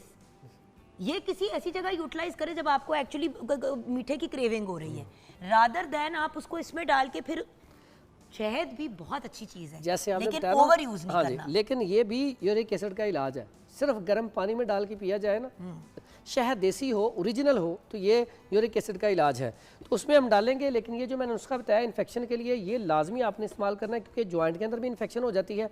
ये सारी चीज़ें 50-50 ग्राम लेके इसका फ़ाइन पाउडर कर लें, 1000 mg का कैप्सूल भर लें, सुबह दोपहर शाम खाना खाने के बाद इसे इस्तेमाल किया जाए तो बेहतरीन है। ये तैयार हो गया, इसको आप निकालें और इसमें आप शहद मिला के पिएँ, बेहतरीन चीज़ है। बट भैया एक्चुअली शायद, बट आई अंडरस्टैंड कि अगर आप कह रहे हैं हम भी आप कह रहे हैं कि अच्छा इसमें आप ना ये भी चेक कर लेंगे शहद कैसा है। खुदा ना खास्ता अगर आप डायबिटिक हैं या कोई इस टाइप का इशू है, फिर आप ना मुझे पता है मैंने ये चम्मच से टेस्ट किया, लेकिन ये कहवा क्योंकि मेरे लिए बना है इसलिए मैं उसके अंदर वापस वो चम्मच डाली हूँ जस्ट टू क्लैरिफाई। मैंने कहा वो चम्मच मैंने वापस डाली है, लोगों ने कहा लो जी इट्स लवली, जो लाइट और ये शहद भी ओरिजिनल है, ये भी ज़रूरी है। हम दिखा सकते हैं, ये देखिए। और ये कहवा ऐसा है, जादुई कहवा इसको कह सकती है, फौरी तौर पे इसका रिजल्ट है। अच्छा, मैं आपने पिया 5 मिनट बाद आपको रिजल्ट मिल जाएगा इसका। जब मैं वेट कम कर रही थी ना भैया, एग्जैक्ट यही कहवा मैं पी रही थी विदाउट रियलाइजिंग कि ये इस चीज़ के लिए भी यूज़फुल है। मेरा जब वज़न कम कर रही थी तो रात को खाना खाने के बाद ना मुझे भारीपन होता है, मेरी बहुत से लोगों को होता है। एक तो मैं अपनी ज़रूरत से ज़्यादा खाती थी तो आई रियलाइज़ कि थोड़ा कम, थोड़ी भूख रख के खाएं, एक तो वो बात हो गई। ये कहवा जो है ना, खाना खाने के कोई घंटे बाद ना, जब मैं आराम से रेस्ट करती थी विदाउट शहद लेती थी, भैया मेरा डाइजेस्टिव सिस्टम, क्योंकि अक्सर होता है कि जब आप वेट कम कर रहे होते हैं आपको कॉन्स्टिपेशन हो जाती है, पेट के मसाइल हो जाते हैं, ये मैं पीती थी, ना कोई वॉशरूम के इश्यूज, ना कोई और प्रॉब्लम, स्किन भी मेरी बहुत अच्छी हो गई। बल्कि मुझे अब याद आया कि मैंने फिर ये लेना है। मुझे क्या पता था कि एक्चुअली ये तो मैंने अपनी तरफ से एम ही एक वो किया था क्योंकि गला मेरा ख़राब रहता है ज़्यादातर, या तो मैंने इसलिए अदरक डाल दिया, आप समझ रहे हैं ना। तो आई डेंट इवन रियलाइज कि ये कहवा जो है, और बच्चों का पेट खराब हो तो सौंफ की इसमें मिकदार ज़रा ज़्यादा डाल के मैं वो भी पिला देती हूँ, बेहतरीन है। डन हो गया। अगर पेट ज़्यादा ख़राब हो इसमें आप ना निकाल के थोड़ा सा लेमन छोड़ लें तो और ज़्यादा अच्छा हो जाता है। किस वास्ते ये नुस्खा, ये जो लोग हमारे भाई इसी जिगर की गर्मी की वजह से बाहर नहीं जा सकते, LFT सही नहीं आता, जब वो करवाते हैं टेस्ट तो ये होना चाहिए 5 से 42 तक, तो वो होता है बाजू का 100, 150, 200। मेरे पास तो ऐसे पेशेंट भी हैं जिनका 3500 तक आया, इनके बहुत ज़्यादा। तो इसमें ये ऐसा नुस्खा है कि आप इस्तेमाल करें, अल्हम्दुलिल्लाह 15 दिन बाद जाके आप अपनी रिपोर्ट करवाएं और बेहतरीन रिजल्ट है। ये 3-4 चीज़ें और बड़ा सस्ता सा नुस्खा है ये। रेवंद खताई ले लेनी है आपने 50 ग्राम, उसके बाद आपने नुशादर ठीकरी ले लेनी है 50 ग्राम, उसके बाद आपने कलमी शुरा ले लेना है 50 ग्राम। ये 3 चीज़ें हैं सिर्फ। और इलाज कितना बड़ा है, इसकी वजह से लोग बेचारे बाहर नहीं जा सकते और यहाँ वाले भी इतने परेशान हैं। अगर ये बढ़ जाए तो पीलिया हो जाता है, यरखान हो जाता है और जिगर जो है वर्किंग कम कर देता है। उसके लिए इसकी डोज चम्मच का चौथाई हिस्सा एक माशा भी या 1000 mg का कैप्सूल भर के भी सुबह दोपहर शाम खाना खाने के 1 घंटे बाद इस्तेमाल कर सकते हैं ताज़ा पानी के साथ। थैंक यू सो मच भैया। चले हम यहाँ पे वापस आ जाते हैं जी। अब आप हमें कुछ पीएच लेवल्स बताने लगी हाँ थी जी, हाँ जी बिल्कुल। यूरिक एसिड बॉडी के अंदर, हमने कोलेस्ट्रॉल की बात की, फैटी लीवर की बात की, यूरिक एसिड की बात की, तो मेन चीज़ क्या सामने आई कि बॉडी के अंदर आपके एसिड लेवल जो है वो बढ़ा हुआ है, ठीक है। तो उस पर मैंने देखा है क्या कर रही होती हैं कि वेट बढ़ गया है फैटी लीवर की वजह से, सिर का खाली पेट जो है वो पी लेते हैं, ठीक है। तो थोड़ा सा मैं जो है वो हमारी बॉडी का जो पीएच लेवल है वो 7 है, जो न्यूट्रल है 7 होना चाहिए, ठीक है। लेकिन आप देखें कि जो सिरके का पीएच लेवल है थोड़ा सा इसको जो है ना, मैं इस वजह से टेक्निकली पॉइंट्स, आप ये देखें ये सिरका है, ठीक है, ये देखें ये हमारा स्केल है, इसको अगर आप क्लोज करें तो ये हमारा 7 तक जो है वो स्केल है। हमारी जो स्टमक का, हमारी बॉडी का जो पीएच लेवल है वो तकरीबन 7 तक होना चाहिए। अब ये देखें ये जो सिरका है इसका जो पीएच लेवल है, ठीक है, इसका पीएच लेवल जो है वो आप देखें कि ये 3 पे है, मीन एसिडिक है। 7 से ऊपर जाएगा तो अल्कालाइन है, ड्राइनेस आएगी बॉडी के अंदर, और अगर 7 से नीचे आएगा तो बॉडी के अंदर एसिड लेवल बढ़ा हुआ है। आप देखें कि गर्मियों के अंदर जो है वो पसीना आ रहा होता है, बहुत ज़्यादा नमकियात बॉडी से जाती हैं, चिकनाई आ रही होती है, तो गर्मियों के अंदर बॉडी का जो एसिड लेवल बढ़ जाता है। सर्दियों के अंदर क्योंकि पसीना नहीं आता तो नमकियात बॉडी के अंदर रहती हैं, जिस वजह से जो है वो ड्राइनेस आ रही होती है। अब दूसरी जो चीज़ है जो जिससे मैंने अपना यूरिक एसिड जो है वो कंट्रोल किया, ये हमारे किचन में यूज़ होने वाला आम मीठा सोडा, ठीक है, ये अल्कालाइन है। इसका मैं आपको जो है वो पीएच लेवल जो है वो चेक करवाती हूँ। ये जुगन चेक करें इसका पीएच लेवल, इसका पीएच लेवल आप देखेंगे ये तकरीबन 9 पे जो है ये चला गया। ये दिखाइएगा ज़रा क्लोज करके, सोडे का पीएच लेवल तकरीबन 7 से ऊपर है, यानी कि जो आपका सोडा है ये अल्कालाइन है, ठीक है। तो सिंपल यूरिक एसिड का मुझे प्रॉब्लम हो, जिन लोगों को रात के टाइम, क्योंकि जैसे क्रिस्टल्स की बात हो रही थी, इतनी पाँव में जॉइंट्स में पेन होती है, चीखें निकल रही होती हैं, नींद नहीं आती, आप यकीन करेंगे कि विद इन सेकेंड्स इसका कोई नुकसान नहीं है, बिल्कुल सेफ है। 1 गिलास पानी के अंदर आपने सिर्फ 1/4 टीस्पून इतना सा बेकिंग सोडा ये आप लेंगे, विद इन सेकेंड्स आपकी बॉडी से सारी पेन खत्म हो जाएगी, बिकॉज कि ये आपकी बॉडी के पीएच लेवल को न्यूट्रल कर देगा और आपकी बॉडी के अंदर जितनी इन्फ्लेमेशन है वो ख़त्म हो जाएगी। एक चीज़ जहन में रखें कि जो कैंसर वगैरह इस तरह की क्रॉनिक डिजीज़ हमारी बॉडी के अंदर तभी बढ़ रही होती हैं जब हमारी बॉडी एसिडिक होती है, क्योंकि एसिडिक एनवायरनमेंट में जो है वो हमारे ये वाली बीमारियां, ये प्रॉब्लम हो रही होती। अल्कालाइन, आप मीठा सोडा नहीं लेना चाह रहे, सिंपल आलू का भी जो है ये पीएच, ये आलू अल्कालाइन है। आप क्या करें कि अगर आपने इलाज करना है, आप चाह रहे हैं कि आपको यूरिक एसिड ख़त्म हो जाए, आपको मेडिसिन ना लेनी पड़े, आप सिर्फ महीने के लिए आप इसको आलू को छील के इसको कद्दूकश करके इसका जूस निकाल लें, ठीक है। तकरीबन इतना आलू, इसका 2 या 3 टेबलस्पून जूस निकलेगा 1 गिलास पानी के अंदर। आप ये गारंटीड है और आजमाया हुआ ये नुस्खा है, आप इसको सिर्फ 1.5 महीना ले लें, ये आपके यूरिक एसिड को आपकी बॉडी से जो है वो बिल्कुल ड्रेन कर देगा। 3 महीने बाद आप 8 दिन के लिए आलू का जूस लेना शुरू कर दें, ये आपकी बॉडी को न्यूट्रल कर देगा, किसी भी तरह की कोई भी क्रॉनिक डिजीज़ वगैरह उससे भी बचाएगा। और प्लस जिस तरह जॉइंट्स वगैरह की बात हो रही थी, पेन की कोई चीज़ नहीं है, आलू किचन में होता है, आलू को कद्दूकश करें, इसका जो है वो आप जो कद्दूकश किया है पेस्ट ले, उसको कपड़े में लपेट के जहाँ पे पेन हो रही है आप रखें, आप यकीन करेंगे कि विद इन मिनट्स जो है वो दर्द जो है वो वहीं पे खत्म। जैसे बात की ना मीठे सोडे की, तो मीठा सोडा जो है वो कसरत से लेना नुकसानदेह है, लेकिन जिस मर्ज के लिए उन्होंने बताया ना, इसके साथ इजाफा कर दूं, जॉइंट के साथ साथ फम मैदा, मैदे के मुंह के ऊपर अगर सोजिश है तो आपके मैदे में नहीं, उसमें बड़ा फायदा है। ये आपको बताऊं, मैदे के मुंह के ऊपर सोजिश हो, आपको फौरी जलन हो रही है, इसका आप कैप्सूल भर के इस्तेमाल कर लें, फौरी रिजल्ट है स्टमक के लिए। वही वाली चीज है ना कि जी सिर्फ मैंने 8 दिन के लिए मैंने एग्जैक्टली कुछ चीजें होती है, जैसे कि अब वही वाली बात है ना, आपको ये नुस्खा दिया जाए, अब ये 20 दिन इस्तेमाल कर लें या 1 साल इस्तेमाल कर लें तो उसका नुकसान वही चीज़, वही स्टेरॉइड जो 4, 6, 8 दिन अगर डॉक्टर आपको देता है तो आपके लिए काम बड़े पॉजिटिव रहता है उसका रिजल्ट, लेकिन आपने ज़्यादा इस्तेमाल किया तो आपका जिस्म का सिस्टम शट डाउन कर जाएगा। सो व्यूअर्स, अगर आपने हिकमत को भी फॉलो करना है तो मुस्तनिद हकीम के पास जाए, हर्बल पॉइंट ऑफ व्यू से आपने अपना इलाज करना है तो फिर प्रॉपर सर्टिफाइड ऐसे हर्बलिस्ट के पास जाए जिसको काम आता है, जिसका एक्सपीरियंस भी है, ठीक है। और ऑफ कोर्स एलोपैथिक डॉक्टर के साथ अगर आप अपना कोई इलाज कंटिन्यू कर रहे हैं वो कंटिन्यू करें, साथ में ये चीज़ें करें, और जब आपकी चीज़ें सेटल हो जाए तो आप फिर देसी इलाज को कंटिन्यू करें। सो ये हमने आपको 3 चीज़ों से related guidance the. I hope कि आपको इसका फ़ायदा हो, और जब भी आप कोई नुस्खा या कोई चीज़ ट्राई करें तो प्लीज़ हमारे साथ शेयर करें कि भाई हकीम साहब का हमने नुस्खा ट्राई किया था या नहीं रापा का ट्राई किया था, ये बड़ा यूज़फुल हुआ था। फिर हम आपकी वो चीज़ शेयर भी करेंगे ऑन एयर नेक्स्ट टाइम जब ये लोग आएंगे। तो अपना ख्याल रखिएगा, दुआ में याद रखिएगा। आप लोगों का बहुत बहुत शुक्रिया। खुदा हाफ़िज़।